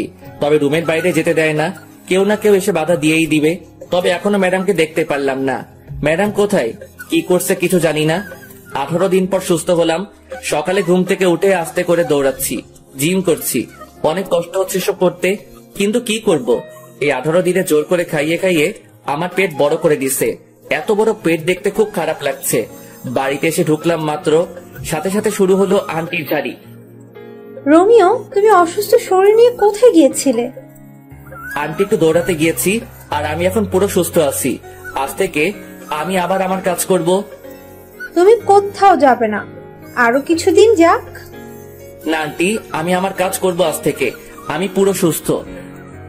তোমার যা ইচ্ছে তাই করো, আগে নাস্তা করে নাও। ফ্রেশ হয়ে নাস্তা করে নিলাম। এই তো ম্যাডাম আসছে। অনেকদিন পর দেখলাম ম্যাডামকে। যা বাবা, আমি আবার কি করলাম? রাগি চোখে তাকিয়ে আছে কেন সেটাই তো বুঝতেছি না। শালার কপাল, ম্যাডামের রাগি চোখে তাকিয়ে থাকার কারণটা কি বুঝতে পারলাম না। এত কিছু না ভেবে গাড়িটা স্টার্ট করলাম। গাড়িটা প্রতিদিনের মতো গাছের নিচে রেখে ক্লাসে গিয়ে বসলাম। অনেকদিন পর আসাতে মাইয়াগুলো শুধু প্রশ্নের উপর প্রশ্ন করে যাচ্ছে। আমি শুধু ওদের প্রশ্নগুলো শুনেই যাচ্ছি। কতজনের উত্তর দিব, কে কোন প্রশ্ন করছে সেটাই তো মনে করতে পারছি না। ওই সবাই চুপ কর। আমার বাবুটার এত বড় একটা বিপদ গেল, আর তুই আমাকে একটুও জানালি না। তোরে জানিয়ে কি করব? তুই কি ওরে সুস্থ করে দিতে পারবি নাকি? ও না পারলেও আমি পারবো। আমি ওকে আর তোদের বডিগার্ডের কাজ করতে দিব না। ওই চুপ, তোদেরকে আগেও বলছি ও শুধুই আমার। আর কেউ যদি ডিস্টার্ব করিস তাহলে তোদের খবর আছে, বলে দিলাম। কারণ তুই যেমন করছিস যে মনে হচ্ছে ও তোর হবু বর, আর যার জন্য এত কিছু করলো সে তো ফিরেও দেখে নাই। সেটা ওর ব্যাপার। এই মাইয়াগুলো প্রতিদিন বিরক্ত করেই চলছে। ওদের জন্য কোথাও শান্তি নাই। যেখানে যাই সেখানেই ওদের জ্বালাতন করে যাচ্ছে। প্রায় 1 মাস পরে ম্যাডাম আর কানন ক্লাসে গেল। আমি বাইরে বসে আছি। ওদের জ্বালায় ক্লাসে থাকতে পারছি না। একদিন ক্লাসে থাকলে একদিন বাইরে থাকতে হয়। গাড়িতে বসেছিলাম, কেন যেন গাড়ি থেকে মাথা বের করে পিছনে তাকালাম। তখনই দেখলাম 2 মাস আগে যে ছেলেদের মারছি ওরা আসছে। ওদের সাথে আরো অনেকে আসছে। গাড়িটা জোরে চালিয়ে সিঁড়ির সামনে নিয়ে গেলাম। দরজা খুলে রেখে তাড়াতাড়ি দৌড়ে একতলায় ম্যাডামদের রুমে গেলাম। সবাই আমাকে দেখে তাকিয়ে আছে। দৌড়ে আসাতে হাঁপাচ্ছি। তাই কি হয়েছে রোমিও, এমন করছো কেন? তাড়াতাড়ি চলেন। আরে কোথাও যাব সেটা তো বলবে। এত সময় হাতে নেই। ম্যাডাম আর কারণের হাত ধরে দৌড় দিলাম। ওদেরকে উপরে আসতে দেখে অন্যদিকে গিয়ে অন্য সিঁড়ি দিয়ে নেমে পড়লাম। তারপর গাড়িটা চালানো শুরু করলাম। ওরাও গাড়ি নিয়ে তাড়া করলো, কিন্তু ধরতে পারে নাই। তাই এবার আর কোনো বিপদ হলো না। ওরার উপর কেন এত হামলা হচ্ছে সেটাই বুঝতে পারছি না। কি চাই ওরা, কিছুই তো বুঝলাম না। বাড়িতে এসে দেখি আঙ্কেল এসেছে। আসসালামু আলাইকুম আঙ্কেল। ওয়ালাইকুম আসসালাম। বাবা কেমন আছে? এই তো আঙ্কেল, আপনাদের দোয়ায় ভালো আছি। আপনি কেমন আছেন? আমিও ভালো আছি। তা তোমার কাজ কাম কেমন চলছে? জি ভালো। ভালোভাবে করো আর নিজের খেয়াল রেখো। আঙ্কেল একটা কথা বলার ছিল। কি বলবা বলো। না আঙ্কেল কিছু না। কে হামলা করে ম্যাডামের উপর সেটা জানতে চাইছিলাম। এটা জানতে চেয়ে যদি পরে কিছুদিন আগে ঘটে যাওয়া বিষয়টা যদি সামনে চলে আসে, থাক বাবা, কেঁচো খুঁজতে গিয়ে সাপ বের করার কোনো ইচ্ছে নেই। রোমিও কি ভাবছো? কিছু না আঙ্কেল। তোমার দুই হাতে কাটার দাগ কেন? আগে তো কোনোদিন দেখি নাই। আঙ্কেল তেমন কিছু না, পড়ে গিয়ে কেটে গেছে। তুমি কি আমাকে বোকা পাইছো? আমি দেখেছি অনেকটা কেটেছে। এটা পড়ে গিয়ে হয়নি। কি হয়েছে বলো তো? আঙ্কেল কিছু না, ফ্রেশ হয়ে আসি আমি। সত্যি করে বলো কি হয়েছে। আমি বলছি কি হয়েছে। Aunty please. রোমিও চুপ করো, আমাকে আজকে বলতে হবে। আন্টি কোনো কথা বলবা না রোমিও, আমাকে বলতে দাও। আর আজকেও যে হামলা করতে চেয়েছিল রোমিওর জন্য পারে নাই, ও দুজনকে নিয়ে পালিয়ে আসছে। আন্টি সবটাই যখন বলে দিলেন তাহলে এটা বলেন এসবের পিছনে কে আছে? বাবা, আমাদের চারিদিকে অনেক শত্রু, ওরা এসব করেছে। আঙ্কেল আমি ফ্রেশ হয়ে আসি। যাও, আমি অপেক্ষা করছি। আঙ্কেল আপনারা খেয়ে নিন, আমি খাবো না। কেন বাবা? আমার খেতে ইচ্ছে করছে না, আমি ঘুমাবো একটু। আপনারা খেয়ে নিন। কি আর করা, তবে রাতে একসাথে খাবো। সেটা তখন দেখা যাবে। রুমে এসে ফ্রেশ হয়ে দিলাম সেই একটা ঘুম। 6টার সময় ঘুম থেকে উঠে ফ্রেশ হয়ে একটু ঘোরাঘুরি করে বাসায় আসলাম। রোমিও এখানে এসো, একটু আড্ডা দিব। আঙ্কেল আমি এখানে ঠিক আছি তো। আরে এসো তো। বসো, একটা কথা বলছি শোনো। আমি জুলির বিয়ে দিয়ে দেবো। আঙ্কেল এটা কি বলেন? ম্যাডামের তো এখনো পড়ালেখা শেষ হয়নি, এখন বিয়ে দিয়ে দিলে ওনার ক্যারিয়ারের কি হবে? ক্যারিয়ার পরে, আগে আমি আমার মেয়ের জন্য সুরক্ষা চাই। আমি আমার এক বন্ধুর ছেলের সাথে ওর বিয়ে ঠিক করেছি। ও আমেরিকাতে থাকে। বিয়ের পর জুলিকে নিয়ে যাবে আমেরিকায়। ওখানে আমার মেয়ে সুরক্ষিত থাকবে। ওরা কি জুলিকে বিয়ের পরে পড়াবে? সেটা ওদের ব্যাপার। আমি এই মাসের মধ্যেই বিয়ে দিয়ে দেবো জুলির। তুমি যা ভালো বুঝবে তাই করো। যাক বাবা, আমাকে আর বডিগার্ডের চাকরি করতে হবে না। ম্যাডামের বিয়ে হয়ে গেলে বাড়িতে গিয়ে নাকে তেল দিয়ে ঘুমাবো। রোমিও আসবো? এসে তো পড়েছেন, আবার আসবো বলার দরকার কি? আমাদের তো লাইন পরিষ্কার হয়ে গেল। কিসের লাইন? জুলির পরে তো আমার সিরিয়াল, তাই বলছি আমাদের লাইন পরিষ্কার হয়ে গেল। ম্যাডামের পরে আপনার সিরিয়াল ঠিক আছে, তাতে আমাদের লাইন পরিষ্কার হবে কেন? আমাদের লাইন পরিষ্কার হবে না কেন? আমি তো তোমাকে ছাড়া অন্য কাউকে বিয়ে করব না। কি? শোনো নাই, আবার বলছি, আমি তোমাকে বিয়ে করব। জীবনেও না। কেন করব না? আমার কোন দিক দিয়ে কমতি আছে? আমি আপনাকে কেন বিয়ে করতে যাব? তাছাড়া আপনার মতো পেতনিকে বিয়ে করার কথা তো ভাবতেও পারি না। ওই রোমিও, আমি পেতনি না, পেতনি রানী। তোরে আমি দেখে নিব রোমিও। ভাগেন তো। দাঁড়া, তোর খবর আছে। এটার খবর? কোন চ্যানেল? সংবাদ পড়বে কে? রিপোর্টার কে? ক্যামেরাম্যান কে? বিরক্তিকর ছেলে একটা। রাগে হন হন করে চলে গেল কানন। একটু লজ্জাও নাই মাইয়ার, এসে বিয়ের প্রস্তাব দিচ্ছে। আমি জীবনেও তো এই মাইয়ারে বিয়ে করব না। আমি গরিবের সন্তান, গরিবের কোনো মেয়েকে বিয়ে করব সেটাই ভালো আমার জন্য। আমি বাবা এসব বড় লোকের মেয়ের পিছনে নেই, এমনিতে বিন্দাস আছি। রাতে আঙ্কেল এসে ডেকে গেল খেতে, ইচ্ছে না থাকা সত্ত্বেও যেতে হলো। গিয়ে দেখি সবাই আমার জন্য বসে আছে। ম্যাডামকেও দেখতেছি। ওই দিন একসাথে বসে খাবার খাওয়ার অপরাধে ঘুমাতে দিল না, সাথে 12টা থাপ্পড় দিল। ভুলেও তো সবার সাথে বসে খাবো না, এমনিতে প্রতিদিন সবার সাথে খেতে হয়। আঙ্কেল থাকে না আর ম্যাডাম নিচে আসবে না, তাই ম্যাডামের জন্য খাবার পাঠিয়ে দেওয়া হতো উপরে। রোমিও কি ভাবছো? বসো। না আঙ্কেল আমি ঠিক আছি। ঠিক আছো মানে কি? বসতে বলছি বসো। আঙ্কেল আমি বসবো না, আমার খাবারটা আমাকে দিয়ে দিন। আমি সোফায় বসে খেয়ে নেই। আমাদের সাথে বসতে কোনো সমস্যা? আঙ্কেল সমস্যা কিছু না, এমনিতেই ইচ্ছে করছে না। আচ্ছা ঠিক আছে, তুমি সোফায় বসো। একটু পরে, রোমিও, জুলির বিয়ের সবকিছুর দায়িত্ব কিন্তু তোমার। আঙ্কেল আমার মনে হয় না আমি পারবো কিছু করতে, আমাকে ছেড়ে দিন। রোমিও, তুমি পারবে। আমাদের বিশ্বাস তুমি সবটা সামলে নিতে পারবে। আমার কিন্তু তা মনে হয় না আন্টি, আমাকে মাফ করবেন। কোনো কথা শুনতে চায় না, তোমাকে সবকিছু করতে হবে। যদি কোনো কিছু ভুল হয় তখন কিন্তু আমি দায়ী না। ঠিক আছে, তাহলে দায়িত্ব নিয়ে নিলাম, তবে একটা শর্ত আছে। আবার কি শর্ত? ম্যাডামের বিয়ের পর কিন্তু আমি চলে যাব। ম্যাডামের বিয়ে হয়ে গেলে তো আমার আর কোনো কাজ নেই এখানে। সেটা তখন দেখা যাবে। কিন্তু বিয়েটা কবে আঙ্কেল? সোমবার। হাতে মাত্র সময় 2 দিন। 2 দিনে এত কিছু করব কি করে? তোমার যেভাবে ইচ্ছা সেভাবে করবে, যত টাকা লাগবে আমি দিব, তুমি শুধু আয়োজন করো। চেষ্টা করব। কথা বলতে বলতে খাওয়া শেষ করে ম্যাডামের দিকে তাকিয়ে দেখি চোখ দুটি বড় বড় করে তাকিয়ে আছে। হাতের কাছে পেলে আমাকে মনে হয় কাঁচা খেয়ে ফেলবে। কি মেয়ে রে বাবা, বিয়ে কি আমি ঠিক করছি নাকি? আমি কি বলছি আঙ্কেলকে যে ম্যাডামকে বিয়ে দিয়ে দিতে? এসব তো ম্যাডামের বাবা মানে আঙ্কেল করছে ম্যাডামের জন্য। তাহলে উনি কেন এমন সিংহীর মতো তাকিয়ে আছে? বিয়ে করার ইচ্ছা না থাকলে বলে দিতে পারছে না?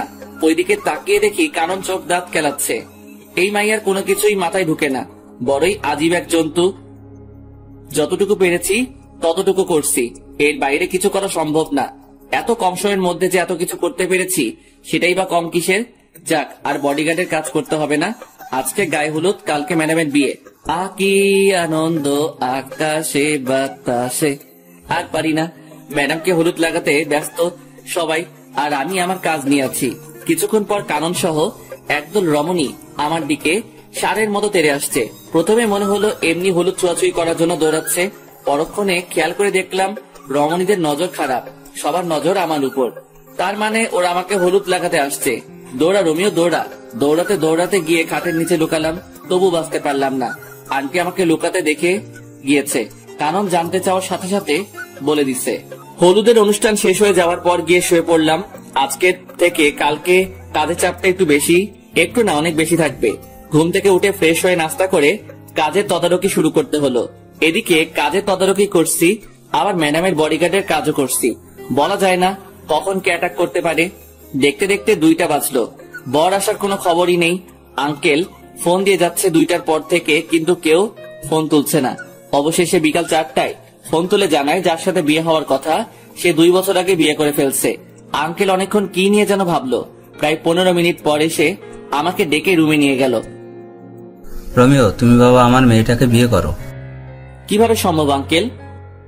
তুমি চাইলে সম্ভব। আঙ্কেল আমি আপনার সব কথা মানতে পারবো, কিন্তু বিয়েটা করতে পারবো না। কিন্তু কেন? আঙ্কেল আমি এখন ম্যাডামকে বিয়ে করলে খাওয়াবো কি, রাখবো কোথায়? তাছাড়া আমি গরিবের সন্তান। আমার সাথে যদি ম্যাডামের বিয়ে দেওয়া হয় তাহলে আপনার মান সম্মান কোথায় গিয়ে দাঁড়াবে আপনি ভেবে দেখুন। আমি তো আমার মেয়ের ভালো চাই, ও তোমার কাছে থাকলে ভালো থাকবে, সুরক্ষিত থাকবে। কিন্তু কোনো কিন্তু না, তুমি গিয়ে রেডি হয়ে এসো, আমি এখানে আসি। অবশেষে আমি বিয়ের পিড়িতে। আঙ্কেল নিচে হাত ধরে নিয়ে গিয়ে ম্যাডামের পাশে বসিয়ে দিল। আমি জানি আমাকে বিয়ের পোশাকে দেখে অনেক মেয়ের কষ্ট হচ্ছে, কিন্তু আমার তো কিছু করার নেই। আব্বু আম্মুকে দেখলাম অনেক খুশি। আঙ্কেল অনেকক্ষণ কথা বললো দুজনের সাথে, কি বলছে কে জানে। ম্যাডামের পাশে বসার পর প্রথমে চোখ পড়লো কাননের দিকে। মেয়েটির চোখ দিয়ে পানি পড়ছে। আমি জানি যে ও আমাকে সত্যি অনেক ভালোবাসে, কিন্তু কি থেকে কি হয়ে গেল। তবে আমি একটু জিনিস এখন থেকে বুঝতে পারছি যে এই বিয়েটার পর থেকে আমার কপালে অনেকগুলো থাপ্পড় আছে। কয়টা আছে সেটা জানি না। বিয়ের সব আনুষ্ঠানিকতা শেষে ম্যাডামকে রুমে নিয়ে গেল। আমি টুপ করে আমার রুমে ঢুকে বিয়ের পোশাক ছেড়ে একটা জিন্স আর টি শার্ট পরে বাইরে বের হলাম। এদিক সেদিক ঘোরাঘুরি করছি, কিছু মাথায় ঢুকছে না। রাত 10টায় বাসায় ঢুকলাম। এত রাত করে বাড়ি ফিরাতে কেউ দেখেনি। রোমিও, কোথায় গিয়েছিলে? একটু বাইরে গিয়েছিলাম। তোমাকে তো বিয়ের পর থেকে খুঁজে পাওয়া যাচ্ছে না, কোথায় ছিলে? ভালো লাগছে না তাই একটু বাইরে বের হয়েছিলাম। বুঝলাম। এখন খেতে আসো। জি ম্যাডাম। খাবেন আন্টি? জুলি, এখন থেকে তোমার বউ ম্যাডাম না, ঠিক আছে? আর আমরা দুজনকে তুমি মা বাবা বলে ডাকবে। আগে ম্যাডাম আমাকে মেনে নিক, তারপর ভেবে দেখবো। তাও ঠিক বলছো, এখন খেয়ে নাও। কানন চুপচাপ খাচ্ছে আর বারবার আমার দিকে তাকাচ্ছে। আমি জানি মেয়েটি অনেক কষ্ট পেয়েছে। ভালোবাসার মানুষটা অন্য কারো হয়ে যেতে দেখলে কে বা ভালো থাকতে পারে। খুব কষ্ট হচ্ছে কাননের জন্য, কিন্তু আমার কিছুই করার নেই। চুপচাপ খেয়ে নিলাম। সারাদিনের ক্লান্তি ভর করে আছে, এখন একটা ঘুম দিতে পারলে ভালো হয়। রোমিও, কোথায় যাচ্ছ? ঘুমাতে যাচ্ছি। তা তো বুঝলাম, কিন্তু ওইদিকে কেন? কোথায় যাব? আমার রুম তো ওইটা। আজ থেকে তোমার আর জুলির রুম একটা, আর আজকে তোমাদের বাসর রাত। তুমি উপরে জুলির রুমে যাও। কানন বলছে এই কথা ও কিভাবে পারলো এত তাড়াতাড়ি নিজেকে মানিয়ে নিতে? যাক, ভালোই হলো। যত তাড়াতাড়ি মানিয়ে নিতে পারবে ততই ভালো হবে তার জন্য। ওই রোমিও, কি ভাবছো? না, কিছু না। তাহলে যাও জুলির রুমে। আচ্ছা চলো, আমি তোমাকে এগিয়ে দেই। লাগবে না। আরে চলো তো। কানন জোর করে বাইরে থেকে ধাক্কা দিয়ে ম্যাডামের রুমে ঢুকিয়ে দিয়ে দরজা বাইরে থেকে বন্ধ করে দিছে। আমার এখন কি করা উচিত আমি বুঝতে পারছি না। সোফায় গিয়ে শুয়ে পড়বো নাকি ম্যাডামের সাথে কথা বলবো? রুমের মধ্যে পায়চারি করছি আর ভাবতেছি কি করব। এদিকে ম্যাডাম আমার দিকে তাকিয়ে আছে, আমার গতিবিধির উপর নজর রাখছে। প্রায় 45 মিনিট ভেবেও কিছু পেলাম না। আরো 5 মিনিট পর ম্যাডাম প্রথম মুখ খুলল। বান্দরের মতো লাফাচ্ছিস কেন? ম্যাডাম, লাফাচ্ছি না তো, ভাবছি। কি ভাবছিস? বলা যাবে না। না বললে নাই, তোর কথা শোনার শখ আমার নাই। ম্যাডাম, আজকের এই বিয়ের জন্য আমি দায়ী না। তাহলে কে দায়ী বল? আপনার বাবা, উনি জোর করে বিয়ে দিছে। আমি কি করব বলেন? বিয়ে দিছে শেষ, আর কোনো কথা নাই। আমি তোরে মানবো না। আমার ঠেকা পড়ছে নাকি? ওই শোন, আমি তোরে আমার বর হিসেবে মানবো না। কোনোদিন যদি স্বামীর অধিকার নিয়ে আসছিস তো সেদিন দেখবি কি করি তোরে।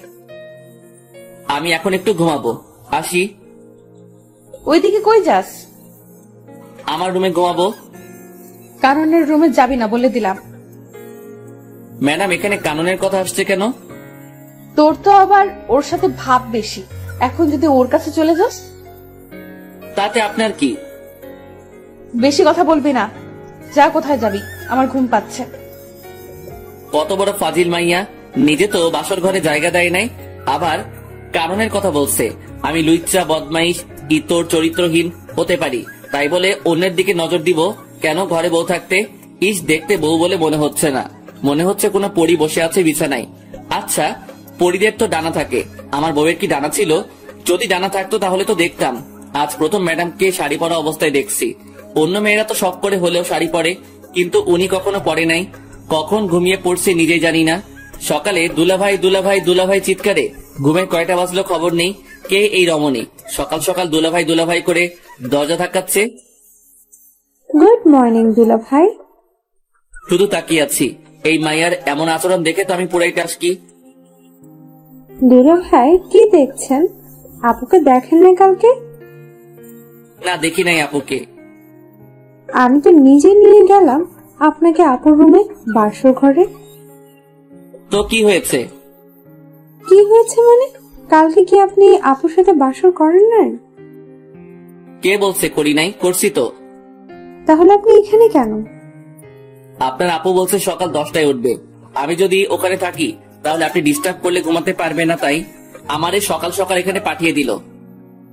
দুলা ভাই, আপু কি দিল কালকে রাতে? যা দিল তা তো বলা যাবে না। ভাই বলেন না, আমি ছাড়া তো কেউ জানবে না। আপনাকে বলবো কেন কালকে রাতের কাহিনী? ভাইয়া বলেন না প্লিজ। বলবো। বলেন। আমার লজ্জা করছে। ইস, মেয়েদের মতো লজ্জা পাওয়ার কিচ্ছু হয়নি, বলেন। বলবো। আরে বাবা বলেন না। বাস। কি? কালকে রাতে আপনার আপু আমারে বাস দিছে। এই কথাটা আরো আগে বলে দিলে কি হতো? আগে না বলি আর পরে বলছি, কথা তো বলছি নাকি? তার কেমন বাস দিল? লম্বা, তৈল মাখানো লম্বা লম্বা বাস দিল। ভালো করছে। এখন উঠে আসুন, আর জিম করতে যেতে হবে না, বিয়ে তো হয়ে গেছে, কেউ পড়বে না। কি মেয়ে রে বাবা, জানি মেয়েটি ফাজিল, তবে এতটা যে ফাজিল সেটা জানতাম না। কথা বাড়িয়ে লাভ নেই, খেয়ে আসি। রমিও বাবা, তোমাকে একটা কথা বলি, আমার মেয়েটিকে কেউ কোনোদিন কোনো কিছু জোর করে করাতে পারেনি। ওর যা ভালো লাগে ও তাই করে। আমি জানি না ও এই বিয়েটা মেনে নিয়েছে কিনা, তবে তুমি এতদিন যেভাবে ওর পাশে ছিলে সারা জীবন সেভাবে থাকবে। আঙ্কেল, আপনি চিন্তা করবেন না, আমি আছি তো। আমি বিকেলে ফ্লাইটে চলে যাচ্ছি, আর বিকেলে তোমরা ঢাকা দিকে রওনা হবে। কেন আঙ্কেল? আমার একটা বাড়ি আছে ওখানে, সেখানে তোমরা দুজনে থাকবে আজ থেকে। কিন্তু? কোনো কিন্তু না, যেটা বলছি সেটা করবে। আচ্ছা ঠিক আছে। বিকেলে আঙ্কেলকে বিদায় দিয়ে আমরাও ঢাকার দিকে রওনা হলাম। কি ব্যাপার, ম্যাডাম এত শান্ত হয়ে আছে কেন? এমন শান্ত থাকতে তো ম্যাডামকে আগে কোনোদিন দেখিনি। তবে কি আমার উপর আজকে কোনো ঝড় আসতে চলেছে? গাড়িতে উঠে ড্রাইভারের পাশে সিটে গিয়ে বসে পড়লাম, আর ম্যাডাম পিছনে গিয়ে বসলো। আঙ্কেলকে বারবার বারণ করার পরও ড্রাইভার দিয়ে দিল সাথে। 9 ঘন্টা পর আমরা ঢাকার বাড়িতে পৌঁছালাম। রাত 12টায় গিয়ে বাসায় ঢুকলাম। বাড়িতে কেউ না থাকলে যা হয় আর কি, সব জায়গায় ময়লা জমে আছে, কেমন যেন একটা গন্ধ আছে। আমি চারপাশে তাকিয়ে তাকিয়ে দেখছি, আর ম্যাডাম আমার দিকে চোখ বড় বড় করে তাকিয়ে আছে। ওই তাকিয়ে তাকিয়ে কি দেখছিস? অনেক ক্লান্ত লাগছে, আমি ঘুমাবো। কে বারণ করছে আপনাকে ঘুমাতে? কে ঘুমিয়ে পড়েন। ঘুমিয়ে পড়বো মানে কি? আমি কি না খেয়ে ঘুমাবো নাকি? তো খেতে বারণ করছে কে? খাবার পাবো কোথায় আমি? তুই গিয়ে নিয়ে আয়। কোনটা করবেন সেটা বলেন, আগে খাবেন নাকি ঘুমাবেন? দুইটা করব। আগে কোনটা করবেন? খাবো। কি খাবেন? বিরিয়ানি খাবো। সাথে আর কিছু লাগবে? একটা প্রাণাত নিয়ে আসবি। টাকা দেন। এত লজ্জা করে না আমার কাছে টাকা চাইতে? লজ্জা করবে কেন? টাকা তো আমি রাখছি আপনার ব্যাগে। কি? আপনি ব্যাগ খুলে দেখেন। কখন রাখছিস? রাখছি বলা যাবে না, এখন টাকা দেন, না হলে পরে কিছুই পাবো না। এই নে। 200 টাকা দিয়ে কি পাবো ম্যাডাম? কি পাবি তুই বল? 2টা বিরিয়ানি প্যাকেট পাবো আর একটা প্রাণাপ পাবো। ঠিক আছে, তো আর কি? আর কি মানে? সকালে নাস্তা যে করবেন, আটা ময়দা কিছু তো একটা লাগবে। বেশি কথা বলবি না, সকালেও বাইরে থেকে নিয়ে আসবি। এখন তাড়াতাড়ি যা। যাচ্ছি। এই দাঁড়া। আবার কি? আমি কি দাঁড়িয়ে থাকবো? বসতে কে বাধা দিল আপনাকে? আমি কি এই ময়লায় বসবো নাকি? পরিষ্কার করে দিয়ে তারপর যাবি। পারবো না, আপনি ঘুমাবেন, আপনি করেন। মাথা গরম করাবি না বলে দিলাম। মাথা গরম হলে তো ভালো। কেন? চায়ের জন্য পানি গরম করব। তোরে খাইছি, দাঁড়া। কে শুনে কার কথা? মাইর খেতে না চাইলে দৌড়া রোমিও। খাবার নিয়ে বের হয়ে ল্যাম্প পোস্টের আলোয় চুপচাপ হাঁটছি আর ভাবছি, কি দেখে কি হয়ে গেল। ছিলাম বডিগার্ড, আর এখন বড় হয়ে গেলাম। তাও আবার যে সে বড় না, বডিগার্ড থেকে বড়। বডিগার্ড বড় হয়ে গেলাম। কি কপাল আমার! কয়জনের ভাগ্যে এমনটা হয়? ভাবতে ভাবতে বাসায় পৌঁছালাম। কলিং বাজানোর সাথে সাথে দরজা খুলে দিল ম্যাডাম। এই বান্দর, তুই এতক্ষণ কি করছিলি বাইরে? খাবার আনতে গেছি। এতক্ষণ লাগে? সময় লাগবে না নাকি? তাই বলে এতক্ষণ লেট করবি? আমি সেই কখন থেকে বসে আছি তোর জন্য। সূর্য কোন দিকে উঠলো? রাতের আকাশে তুই সূর্য দেখছিস কোথায়? সেটা পরের কথা, আগে বলেন আমার জন্য অপেক্ষা করার কারণ কি? খিদে লাগছে, কখন খাবার নিয়ে আসবি তাই। ও, এই নিন আপনার বিরিয়ানি। বসবো কোথায়? ও আল্লাহ, আমার উঠাই নাও না কেন? কোথায় বসবো সেটাও নাকি আমি ঠিক করে দিব? ওই তো সব জায়গায় তো ময়লা জমে আছে, কোথায় বসবো? তুই সোফাটা পরিষ্কার করে দে, আমি সোফায় ঘুমাবো। শখ কত, আমি ঘুমাবো ফ্লোরে, আপনি যে কোনো একটা রুম পরিষ্কার করে ঘুমাবেন।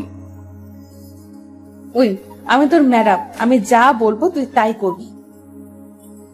কোন উপন্যাসে লেখা আছে? তোর জন্য উপন্যাস খুঁজতে পারবো না, যেটা বলছি সেটা কর। ঠিক আছে ম্যাডাম, আপনি খেয়ে নিন। এই মায়ের উপর ঠাড়া পড়ুক, সোফায় রাত কাটিয়ে দিব ভাবছি, আজকে কিন্তু সেটা স্বপ্নই থেকে গেল। এই মায়ের জন্য তা হলো না, এটা সেটা করতে করতে রাত 2টা বাজলো। কি ধরে লাগছে হেব্বি, খুব ঘুমো পাচ্ছে। ম্যাডামকে শুয়ে পড়ছে, এটা কি সেই বদরাগী মেয়েটি? কি সুন্দর লাগছে ঘুমন্ত অবস্থায় আমার ম্যাডামকে। কিছু চুল এসে মুখে পড়ে আছে, এতে করে আরো মায়াবী লাগছে ম্যাডামকে। একটু ছুঁয়ে দিতে ইচ্ছে করছে ম্যাডামকে। আচ্ছা ম্যাডাম তো এখন আমার বউ, ছুঁয়ে দেখবো কি একটু? যদি একটা থাপ্পড় দেয় তখন কি হবে? না বাবা, দরকার নেই। ছুঁয়ে দেখার পরে কোনোদিন যদি আমায় মেনে নেয় তারপর না হয় ছুঁয়ে দেখা যাবে। খেয়ে শুয়ে পড়লাম ফ্লোরে, সেই একটা ঘুম হলো। কিন্তু সকালে শান্তিতে ঘুমাতে পারলাম না, 2টায় ঘুমাইছি। সেখানে সারাদিনের ক্লান্তি কাটিয়ে ঘুম থেকে উঠতে উঠতে 10টা না হোক 8টা তো বাজতে হবে। কিন্তু না, সেটা আর হলো না। সকাল সকাল ম্যাডামের চিল্লানিতে ঘুম ভাঙলো। ম্যাডাম সকাল সকাল এত চিল্লানি শুরু করে দিলেন কেন? চিল্লানি দিব না কেন তুই বল? কালকে রাতে মশা কামড়িয়ে কামড়িয়ে আমারে শেষ করে দিল। তার উপর ঠান্ডা লাগছিল, তুই একটা চাদরও দিলি না গায়ে। আমি একটুও ঘুমাতে পারিনি। ওহ আল্লাহ, আমি কোন মেয়ের পাল্লায় পড়ছি? উনি রাতে ঘুমাতে পারে নাই বলে আমারও ঘুমাতে দেয় নাই। প্রতিদিন তো সকাল 6টায় উঠিস, এখন 8টা বাজে উঠছিস, তারপরও এমন করছিস কেন? এখন যা, নাস্তা নিয়ে আয়। হ্যাঁ, আমি যে সকাল 6টায় উঠি তা আপনি জানলেন কি করে? তার মানে আপনি আমায় প্রতিদিন লুকিয়ে লুকিয়ে দেখছেন? তোরে দেখতে যাবো কেন? তুই কে? নাস্তা নিয়ে আয়, খিদে লাগছে। যাচ্ছি। নাস্তা শেষ করে কাজ নিয়ে ব্যস্ত হয়ে পড়লাম। এত বড় বাড়ি পুরোটা আর 2জন মানুষকে নিয়ে পরিষ্কার করলাম। ম্যাডাম বসে বসে দেখছে আর চিপস খাচ্ছে। এই মাইয়া পারেও বটে, সারাদিন চিপসে কাটিয়ে দিল। কয়টা খাইছে হিসাব নাই। আর এদিকে আমার অবস্থা খারাপ হয়ে যাচ্ছে খিদেই। ম্যাডাম রাতে কি খাবার নিয়ে আসবো নাকি রান্না করব? বাইরে খাওয়ার বেশি হলে শরীর খারাপ করবে, তুই রান্না করে নিবি। পারবো না, আপনি করে নেন। বাবা কি বলেছিল মনে নাই তোর? আমারে দেখে রাখতে বলছে। দেখে রাখতে বলছে, রান্না করে খাওয়াতে নয়। বেয়াদব, মুখে মুখে কথা বলিস। যা বলছে তাই কর। পারবো না, আমি খাবো না, রান্নাও করবো না। সারাদিন কাজ করছে, এখন ঘুমাবো। যা রান্না কর। শালার কপাল, বিয়ে করছি কোথায় বইয়ের হাতে রান্না খাবো, কিন্তু এমন পোড়া কপাল, শুধু থাপ্পড় খাচ্ছি। দূর, ভাল লাগে না।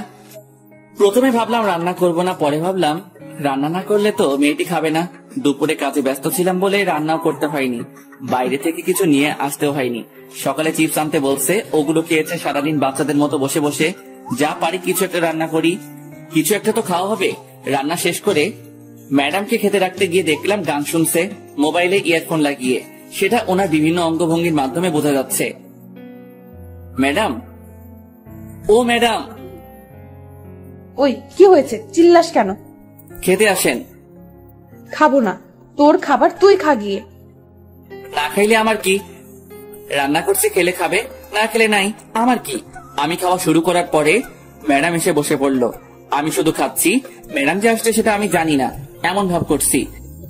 ওই প্লেট দে, খিদে লাগছে, খাবো তো। একটু আগে তো বললেন খাবেন না, তাহলে এখন আবার খেতে আসছেন কেন? তোরে বলবো কেন? তুই কে? আপনার বর। আবার যদি কোনোদিন তোর মুখে এই কথা শুনি তো তোর খবর আছে। আচ্ছা ঠিক আছে, আর বলবো না, এবার খেয়ে নিন। শুধুই কি এই ভাত আর ডিম ভাজি? আজকের মতো এখানে শেষ করেন। আমি খাবো না। না খেলে নাই, আমার কি? আমি এগুলো খাবো না, কিছু নিয়ে আয় বাইরে থেকে। পারবো না, আমার ঘুম পাচ্ছে, ঘুমাবো। আমি কি না খেয়ে থাকবো সারা রাত? রান্না করা আছে, খেলে খাবেন, না খেলে আমার কি? আমি খাবো না। দূর, না খেলে না খাবি। রান্না করার দরকার ছিল, রান্না করছি। খেলে খাবি, না খেলে মশা খা গিয়ে। হাত পা বিছানায় ছড়িয়ে দিয়ে শুয়ে পড়লাম। বিছানা ভিজে ভিজে লাগছে কেন? তাহলে কি আমি হিসু করে দিছি? না, তা কি করে হয়? আম্মু বলে আমি নাকি ল্যাংটা কাল থেকে বিছানায় হিসু করি না। আজকে কি সে রেকর্ড ভেঙে ফেললাম নাকি? না, সেটা কি করে হয়? তাড়াতাড়ি করে উঠে বসে দেখি ম্যাডাম হাতে একটা বালতি নিয়ে দাঁড়িয়ে আছে। তার মানে আমি রেকর্ড ভাঙি নাই। ম্যাডাম পানি ঢেলে দিছে বিছানায়। ম্যাডাম, এটা কি হলো? আপনার জন্য কি একটু শান্তিতে ঘুমাতেও পারবো না? ঘুমাবি মানে কি? আমি জেগে থাকবো, তুই ঘুমাবি সেটা হবে না। অনেক ঘুমাইছিস, এবার উঠে নাস্তা রেডি কর। কালকে সারা রাত খিদের জ্বালায় ঘুমাতে পারিনি। খাবার তো ছিল, না খেলে কি করা থাকে বলেন? বেশি কথা বলবি না, নাস্তা রেডি কর। যাচ্ছি। মেয়েটি কি একটু নরম সুরে কথা বলতে পারে না? সব সময় কেমন যেন খিটখিট করে, ভাল লাগে না। সব সময় ম্যাডামের জ্বালাতন সাথে থাপ্পড় খেতে খেতে এগিয়ে চলছে আমার বিবাহিত প্যারাময় জীবন। বউটা আমার রাগী হলে কি হবে? কোনো খারাপ অভ্যাস নাই, তবে একটা বাজে অভ্যাস আছে। সেটা হলো স্বামীর গায়ে হাত তুলে। এই মেয়ের হাতে এখনো পর্যন্ত কয়টা থাপ্পড় খেয়েছি তার কোনো ঠিক নেই। বিকেলে ঘুমাচ্ছি, এমন সময় মনে হলো ভূমিকম্প শুরু হয়েছে। তাড়াতাড়ি বাইরে বের হতে গিয়ে দেখি মোবাইলে আম্মুর নাম্বার ভাসছে। তখন মনে হলো ভূমিকম্পন হচ্ছে না, আমার মোবাইলই ডাকতেছে। হ্যালো আম্মু, কেমন আছো? ভালো থাকতে দিলি কবে? বিয়ে হয়েছে 3 মাস হতে চললো, কিন্তু বৌমাকে সেই বিয়ের দিনের পর থেকে আর দেখি না। তোরা এতবার করে বললাম বউকে নিয়ে একবার ঘুরে যা। কার বউ? কিসের বউ? কিভাবে বউ হলো? ওই ফাইজলামি হচ্ছে আমার সাথে? যাও, কি যে বলো না আম্মু, তোমার সাথে কি আমি ফাইজলামি করতে পারি বলো? তাহলে বল, কবে আসবি বৌমাকে নিয়ে? আমি জানি না, জিজ্ঞেস করে দেখি যাই কিনা। তুই নিয়ে আসলে তো আসবে, কালকে নিয়ে আসবি। আচ্ছা, দেখি কি করা যায়। দেখা দেখি কাজ নাই, কালকে আসতে হবে তোদের। আচ্ছা, আসবো। এ কেমন বায়না করলো আম্মু? মুরগিকে বলছে বাঘকে ডিনারের জন্য রাজি করাতে, বাঘে যদি আমার চেপে ধরে তাহলে তো আমি শেষ। ম্যাডাম, অনেকদিন হলো কোথাও যাওয়া হয় না, চলেন কোথাও থেকে একটু ঘুরে আসি। মতলব কি সেটা বলতো? মতলব আবার কি হবে? আম্মু ফোন দিয়ে বলছে আপনাকে নিয়ে আমাদের বাড়িতে যেতে কালকে। আপনি কি যাবেন? না, আমি কোথাও যাব না, তুই যা। আচ্ছা ঠিক আছে, আমি যাব। আপনাকে যেতে হবে না? সকালে ঘুম থেকে উঠে নাস্তা বানিয়ে নাস্তা করে রেডি হয়ে নিলাম। যেতে যেতে এমনি সন্ধ্যা হয়ে যাবে, জ্যামে পড়লে তো অবস্থা হালুয়া হয়ে যাবে। তবুও রওনা দিতে দিতে 9টা বেজে গেল। ওই দাঁড়া, আমি যাব তো। আপনি আবার কোথায় যাবেন? আমি কি এখানে একা থাকবো নাকি? আমাকে আমাদের বাড়িতে রেখে তারপর যাবে তুই। আমি পারবো না, আপনি পথে নেমে পড়লেই তো হয়। পারবো না, তুই রেখে আসবি। আমার দেরি হয়ে যাচ্ছে, আমি আসি। আর আপনি যদি আমার সাথে যেতে চান তাহলে আমার বাড়িতে যেতে হবে, না হলে আপনার পথে আপনি যান, আমার পথে আমি যাব। তুই তো আচ্ছা ফাজিল ছেলে, আমি যেটা বলবো তোকে সেটা করতে হবে। সেটা পরে দেখা যাবে, আগে তো রওনা দেই। চল।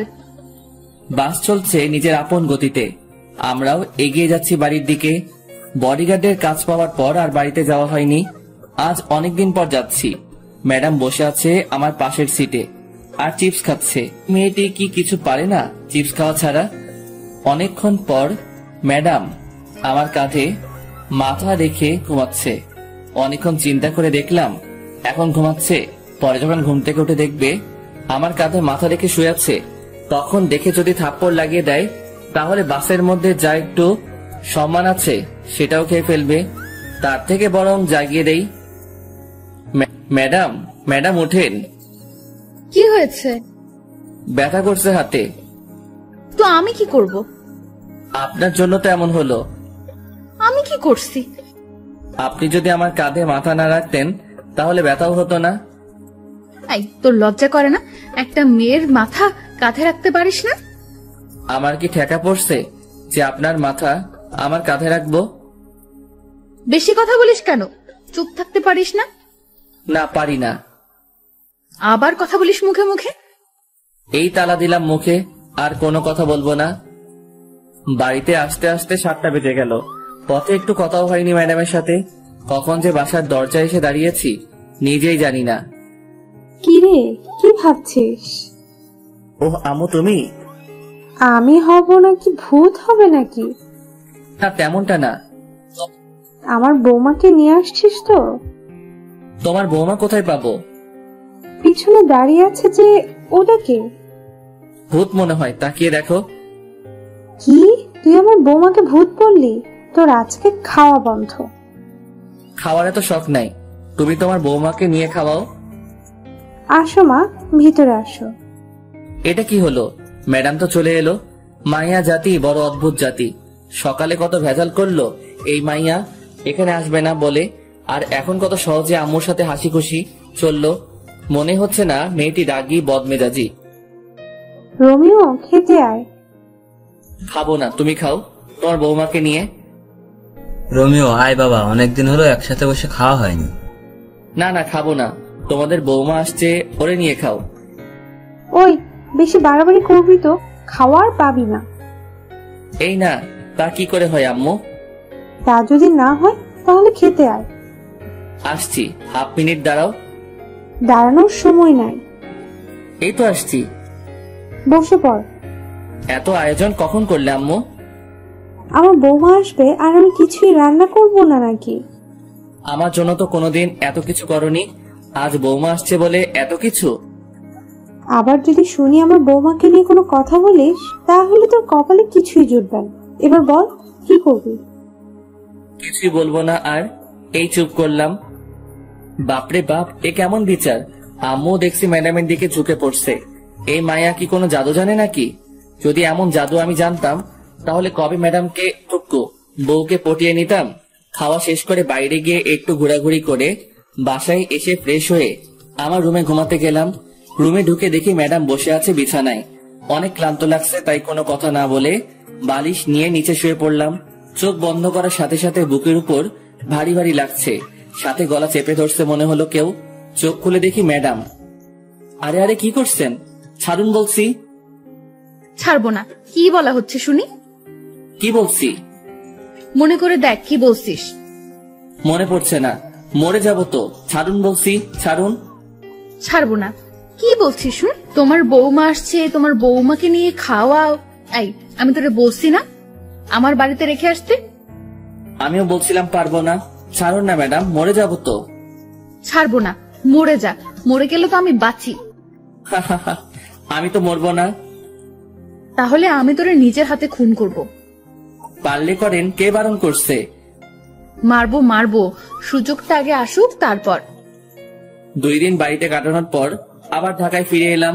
তারপর থেকে আগের মতোই চলছে, সব সময় প্যারা দিয়ে চলছে। ম্যাডাম, থুকু, বউ। পরদিন বিকালে, এই রোমিও, কেমন আছো? ভালো, তুমি? ভালো থাকতে তুমি কোথায় দিচ্ছ? আমি কি করছি? তোমায় যে ভালোবেসে ফেলেছি। ম্যাডাম জানে এটা? পাগল নাকি? তোমার ম্যাডাম জানতে পারলে তো আমাকে মেরে ফেলবে। ওই দিন যা করলো তোমার কথা জিজ্ঞেস করাতে। তাহলে এখন আবার কথা বলছো কেন? তুমিও মরবা, সাথে আমারও মারবা। আচ্ছা, তোমার বউ তো তোমাকে ভালোবাসে না, তাহলে ওকে ডিভোর্স দিয়ে দাও। যাও যাও, তুমি গিয়ে ম্যাডামকে বলে আসো আমাকে যেন ডিভোর্স দিয়ে দেয়। আচ্ছা বলবো, তবে ডিভোর্স দিয়ে দিলে আমাকে গলায় ঝুলিয়ে নিতে হবে। যদি ডিভোর্স করাতে পারো তবে। ওকে, আমি রাজি। তবে ম্যাডাম যদি আমারে কিছু বলে তাহলে আমি সব বলে দিব। তোমাকে বলতে হবে না, আমি বিকালে তোমাকে বাসায় এসে জানাবো। যদি মার খেতে না চাও তাহলে বাসায় থাকো, আর যদি মায়ের খাবার শখ থাকে তাহলে বিকেলে এসো। আসবো আসবো। কি মেয়ে রে বাবা, মরার ভয় নেই নাকি? ও আসবে আমার আর ম্যাডামে ডিভোর্স করাতে? আমার তো লুঙ্গি ড্যান্স দিতে ইচ্ছে করছে। বিকেল এসো, চা নাস্তার বদলে মাইর খেয়ে যেও। ইদানিং ম্যাডাম আমাকে যেভাবে প্রতিদিন পিটায় কোনো কারণ ছাড়া, আর উনি আসবে ডিভোর্স নিয়ে কথা বলতে। ওহ, ওই মায়ের তো পরিচয় দেওয়া হয়নি। উনি হলো আমাদের বাড়ির থুক্কু, আমার শ্বশুর বাড়ির পাশের বাসার একটি মেয়ে। এখানে আসার পর থেকে আমার পিছনে পড়ে আছে। ওর নাম তো বলা হয়েছে, তবুও বলি, ও ইভা। পড়ালেখা শেষ করে বসে আছে, থুক্কু বসে নাই, আমার পিছনে পড়ে আছে। আজকে আর ঘুমালাম না, 4টার সময় বের হয়ে গেলাম বাসা থেকে। বাসায় থাকলে আজকে আমার উপরে দিয়ে শনি রবি সোম মঙ্গল সব চলবে। 9টার দিকে বাসায় ঢুকলাম। ঢুকে সোজা রান্নাঘরের দিকে দিলাম দৌড়। খুব খিদে লাগছে, খাবার গরম করতে হবে। ম্যাডাম ঠান্ডা খাবার খেতে পারে না, আর আমি ঠান্ডা ছাড়া খেতে পারি না। রাতে একসাথে খেয়ে শুয়ে পড়লাম। আমার রুমে গিয়ে, ম্যাডাম থাকে অন্য রুমে। একটু পরে ম্যাডাম ঢুকলো আমার রুমে হাতে একটা লাঠি নিয়ে। এদিকে ভয়ে আমি কাঠ হয়ে যাচ্ছি। আয় এদিকে আয়। কেন ম্যাডাম? কাজ আছে, আয়। কি কাজ তাড়াতাড়ি বলেন, আমি ঘুমাবো। তোর ঘুম পাড়াচ্ছি, দাঁড়া। আরে আরে ম্যাডাম, আমাকে মারছেন কেন? আমি কি করছি? তুই পাশের বাসার রিভা পেতনিকে কি বলছিস? বিশ্বাস করেন ম্যাডাম, আমি কিছু বলি নাই। তাহলে ও কি আমার বোকা বানাইছে? হতে পারে। তার মানে তুই বলতে চাচ্ছিস আমি বোকা? সেটা কখন বললাম? তাহলে কি বলছিস? কিছু বলি নাই।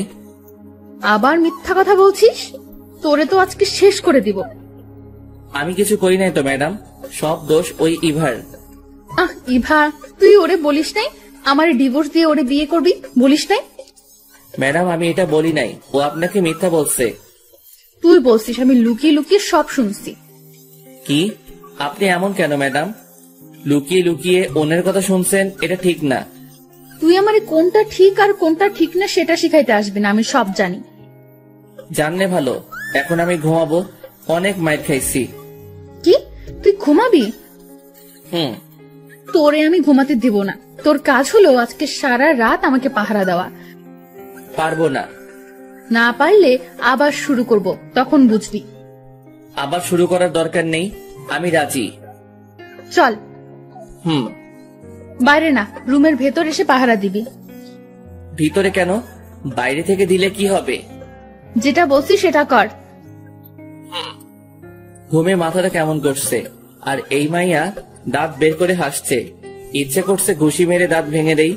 দেখ দেখ, দাঁত কেলাচ্ছে আবার। এ ম্যাডাম, এই চিল্লাচ্ছিস কেন? আমি ঘুমাবো। তোরে ঘুমাতে দিচ্ছে কে? এটা তোর শাস্তি। আমি কি অপরাধ করছি? তুই ইভার সাথে কথা বলছিস, সাথে ওরে পাঠাইছিস ও যেন আমাকে বলে আমি যেন তোকে ডিভোর্স দিয়ে দিই। কি? ও আমাকে বলছে তোমার বউ তো তোমাকে ভালোবাসে না, আমি তোমাদের ডিভোর্স করিয়ে দিব। আবার এটাও বলছে যে ও যদি ডিভোর্স করিয়ে দিতে পারে তাহলে আমি যেন ওকে গলায় ঝুলিয়ে নেই। কি এটা বলছে তোরে?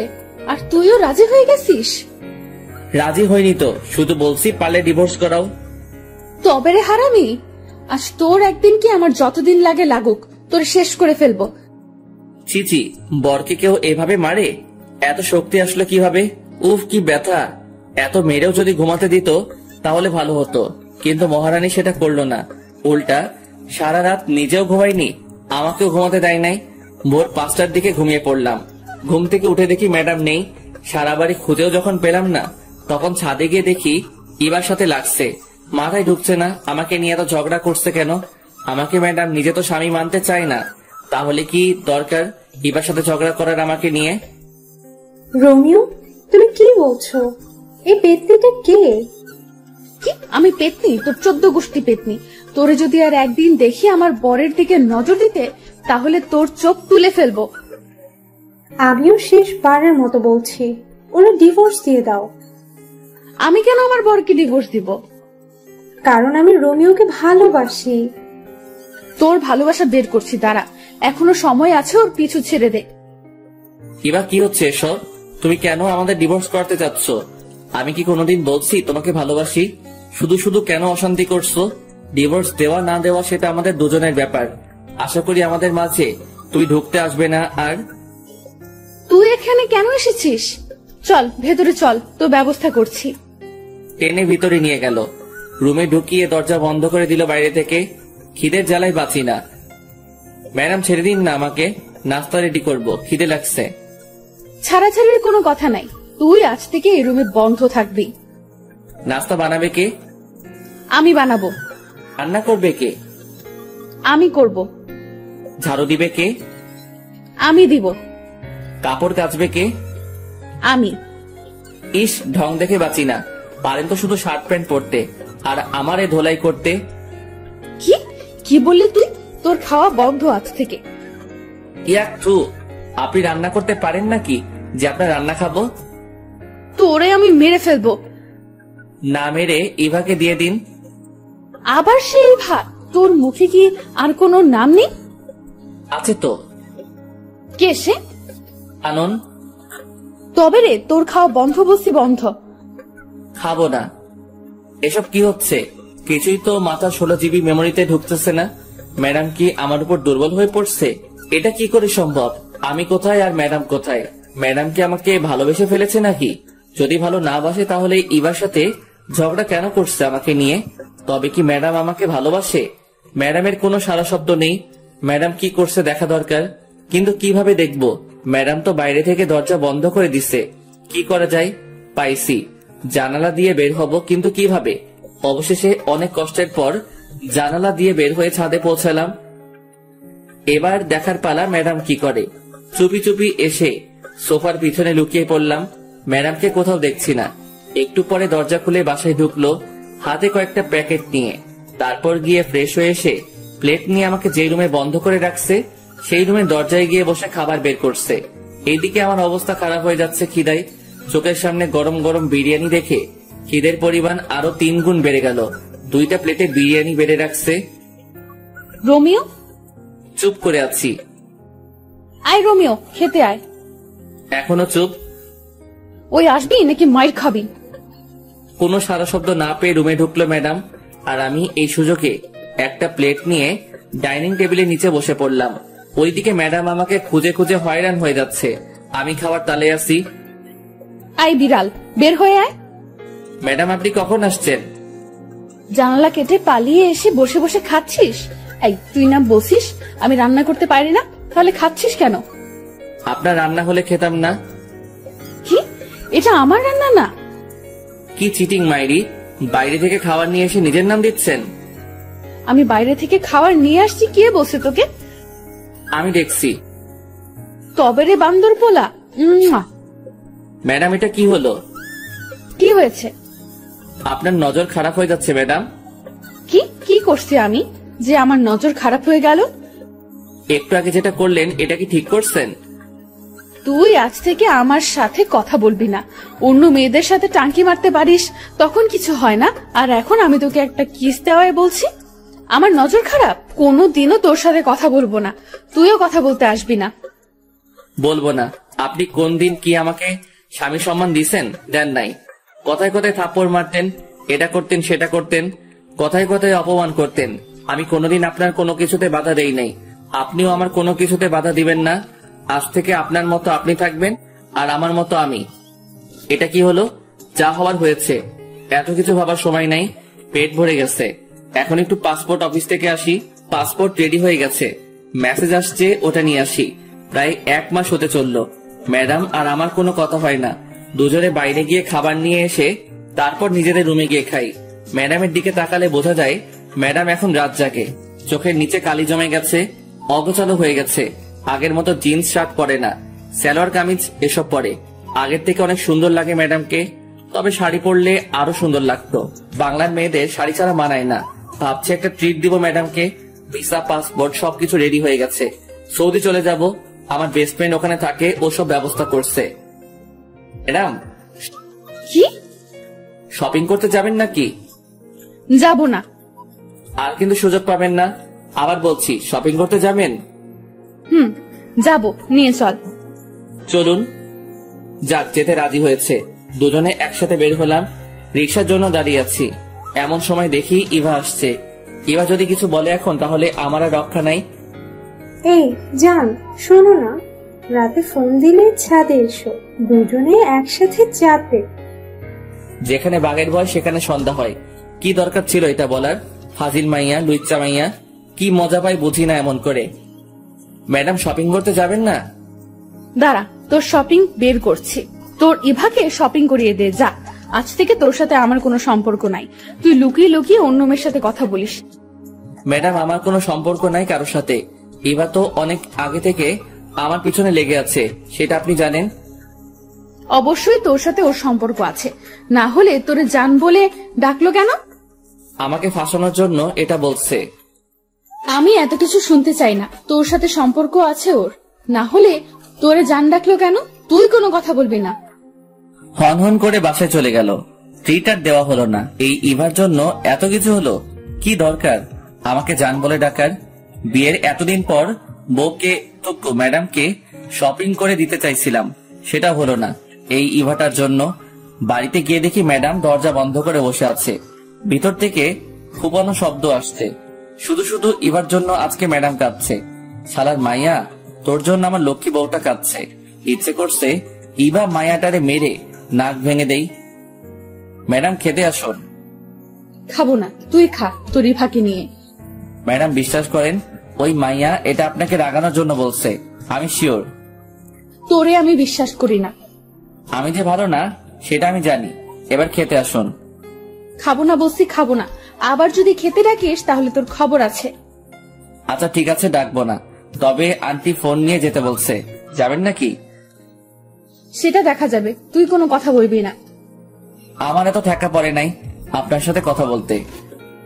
আমার সাথে কথা বলা লাগবে কেন? তোর তো অনেকে আছে কথা বলার জন্য। লুচ্চা পোলা, দূর হও আমার সামনে থেকে। আমি কি আপনার সামনে নাকি যে দূর হব? চুপ কর লুচ্চা পোলা, ঘরে বউ রেখে অন্য মেয়ের পেছনে পড়ে থাকিস। তোর সাথে কোনো কথা নেই। আমার এত শখ নেই আপনার সাথে কথা বলার। কে ঝগড়া করবে এই পাগলিটার সাথে, কখন বাঘিনীর মতো তেড়ে আসবে তার কোনো ঠিক নাই।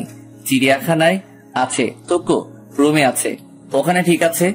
সকালে ঘুম থেকে উঠে ধাক্কাধাক্কি করে দরজা খুলে ম্যাডামের রুমে ঢুকে দেখি নিচে শুয়ে আছে।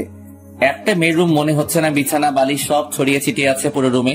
মনে হয় আমাকে মারতে না পেরে বিছানা বালিশের সাথে যুদ্ধ করছে। দেখে মনে হচ্ছে ভাজা মাছটা উল্টে খেতে জানে না। কি মায়াবী লাগছে পাগলিটাকে। কাঁপছে দেখে কপালে হাতে রেখে বুঝতে পারলাম জ্বরে অবস্থা খারাপ হয়ে যাচ্ছে। বিছানায় শুয়ে দিয়ে ডাক্তারের কাছে ফোন দিলাম। একটু পরে ডাক্তার এসে দেখে গেল মাথায় পানি দিতে বলে গেল। ডাক্তার যাওয়ার পর থেকে পানি দিচ্ছি। অনেকক্ষণ পর চোখ বড় বড় করে তাকিয়ে আছে। ম্যাডাম কেমন লাগছে? তোর জন্য সব হয়েছে। ম্যাডাম বেশি কথা বলা যাবে না, চুপচাপ শুধু উত্তর দিবেন। তবে রে, কেমন লাগছে বলেন। ভালো না।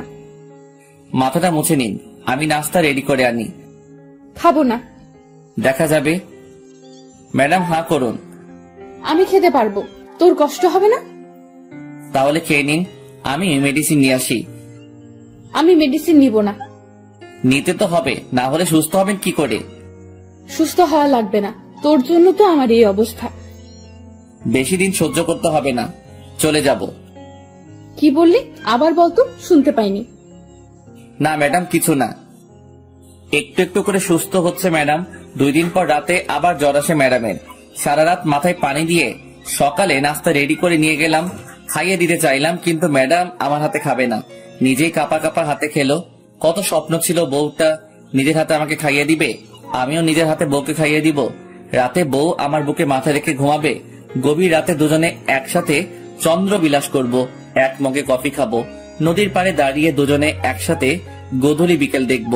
কিন্তু কিসের কি, স্বপ্ন স্বপ্নই রয়ে গেল। রাতে ম্যাডামের জন্য খাবার নিয়ে গেলাম, ম্যাডামের হাতে প্লেট দিয়ে দিলাম। জানি আমার হাতে খাবে না, তাই দিয়ে দিলাম। ম্যাডাম খেয়ে নিন। খাইয়ে দে। ম্যাডাম খেয়ে নিন তো, ঘুমাবো, ভাল লাগছে না। আমাকে খাইয়ে দে, না হলে খাবো না। খাইয়ে দিতে পারবো না, খেলে খাবেন, না খেলে উপোস থাকেন। তুই তো জানিস আমি উপোস থাকতে পারি না, খাইয়ে দে না। আমি পারবো না, তাছাড়া এখন তো আপনি অনেকটা সুস্থ, নিজের হাতে খেতে পারবেন। তাহলে তুই খাইয়ে দিবি না? না। তাহলে আমিও খাবো না। যখন খাইয়ে দিতে চাইছিলাম তখন তো খেতে চাওনি, এখন কেন খাইয়ে দিতে হবে? সেটা আমার ব্যাপার, তুই খাইয়ে দিবি কিনা বল। আচ্ছা বাবা ঠিক আছে, আমি খাইয়ে দিচ্ছি, হা করেন। এই তো লক্ষ্মী বর আমার। দরকার নেই আপনার বর হওয়ার। অন্য কারো হতে যা, তারপর দেখবি আমি কি করি। বকবক না করে খেয়ে নিন তো। খাচ্ছি তো। ম্যাডাম আপনি তো এখন সুস্থ। তো আন্টি ফোন দিয়ে বলছে যেতে। তো যেতে হবে, আমাকে বাড়িতে যেতে হবে আপনাকে রেখে। তুই যাবি না? যাবো তো, চলেন কালকে রওনা দেই। আচ্ছা ঠিক আছে। রাতে ম্যাডামের জ্বর আসতে পারে ভেবে সোফাতে শুয়ে পড়লাম। কিছুক্ষণ পর মোবাইলটা ডেকে উঠে তাকিয়ে দেখি কানন ফোন দিচ্ছে। হঠাৎ করে কানন ফোন দিল কেন ভাবতে ভাবতে ফোনটা রিসিভ করলাম। তাকিয়ে দেখি ম্যাডাম ঘুমাচ্ছে। হ্যালো কানন, বলো। দুলা ভাই কি করছেন? শুয়ে আছি, তোমার কি খবর? এই তো আছি। আমাদের বাসায় কবে আসবে? কালকে আসবো। তাহলে কালকে দেখা হবে, কথা হবে। এখন রাখি, বাই। বাই। এই এদিকে আয়। কি হলো ম্যাডাম, মাথায় পানি দিতে হবে? না এদিকে আয়। বলেন। কার সাথে লুতুপুতু করছিস? ছি ছি, কি বলেন এসব ম্যাডাম? আমি তো কারোর সাথে কিছু বলি নাই বা করিও নাই। আর মিথ্যা বলতে হবে না, আমি সব নিজের কানে শুনেছি। কি শুনছেন? হ্যাঁ, কানন ফোন দিয়ে জানতে চাইলো আমরা কবে যাব। চুপ, তোর কোনো কথা আমি বিশ্বাস করি না। আচ্ছা মুশকিল তো, বিশ্বাস করা না করা আপনার ব্যাপার, আমি সত্যিটা বলে দিচ্ছি।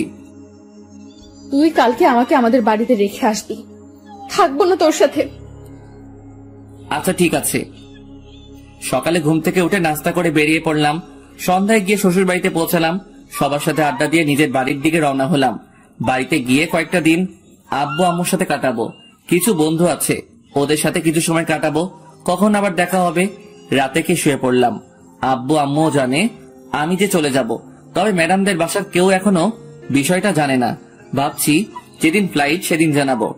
30 তারিখে রাত 2টার সময় ফ্লাইট, সবকিছু ঠিকঠাক। ইচ্ছা ছিল যেদিন যাব সেদিনই ম্যাডামকে জানাবো, সবাইকে জানাবো। কিন্তু এত খুশি লাগছে যে কি বলবো, তাই ফোন দিলাম। আসসালামু আলাইকুম আন্টি। ওয়ালাইকুম আসসালাম। কেমন আছো বাবা? জি আন্টি ভালো, আপনি কেমন আছেন? আমিও ভালো। তবে তুমি কিন্তু খুব খারাপ একটা কাজ করছো।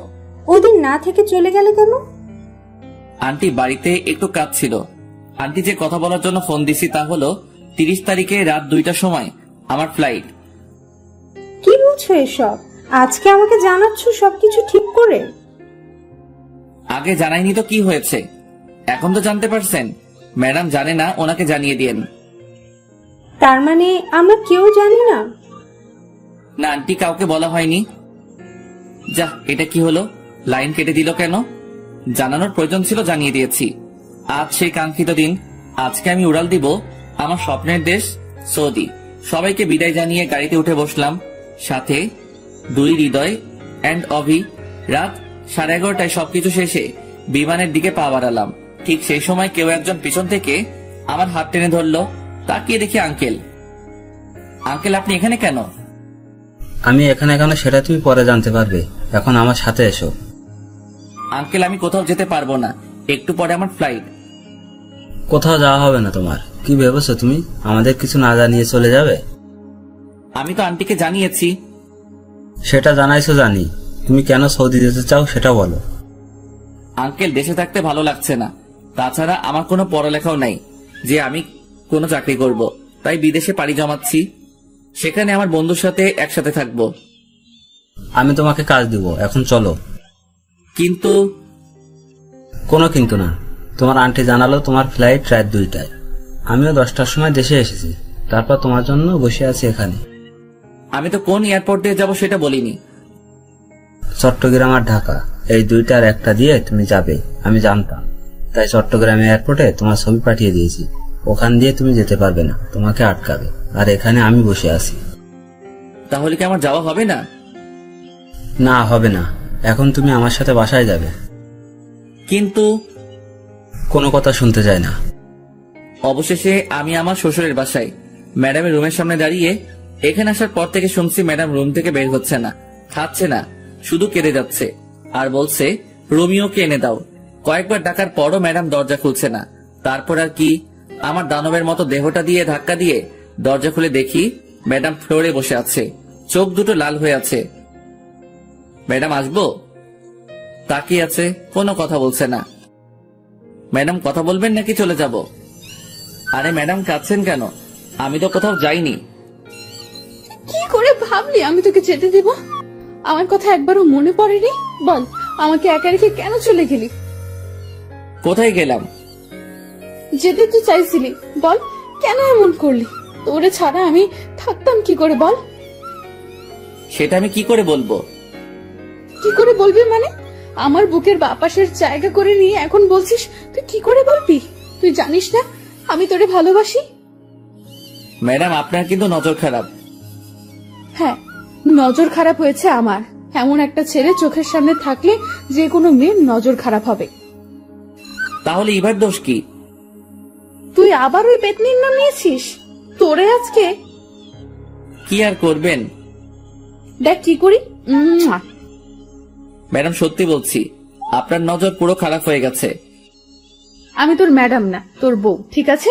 তাছাড়া নজর তো অন্য কারোর জন্য খারাপ হয়নি, আমার বরের জন্য খারাপ হয়েছে। তবে আমি কিন্তু একটা জিনিস খুব মিস করব। থাপ্পড়। তোরে তো প্রতিদিন থাপ্পড় দিব। আমি রান্না করতে পারবো না আজ থেকে। আমি সব করব, তুই শুধু আমাকে ভালোবাসবি, আর কোনো মেয়ের দিকে তাকাতে পারবি না। ঠিক আছে মহারানী, আমি রাজি। আমাকে আজ থেকে তুমি করে বলবে, ভুলেও যেন ম্যাডাম ডাক না শুনি। আচ্ছা ঠিক আছে। দুলা ভাই, আপনাদের রোমান্স শেষ হলে এবার খেতে আসুন। খেয়ে শুয়ে পড়লাম। আমি আগে যে রুমে থাকতাম সেই রুমে। একটু পরে ম্যাডাম টুকু বউ আসলো। কি ভাবছো? ভাবছি বিয়ে করছি, বউ পাইছি, ভালোবাসাও পাইছি, কিন্তু কিন্তু আবার কি? বাসরাত তো পাইলাম না। তবে রে বান্দর বলা। এই বলে ম্যাডাম টুকু বউ আমাকে জড়িয়ে ধরলো। Light off. আর কিছু জানতে হবে না, আপনাদের বাসরাতে দেখতে পাবেন যা হবে।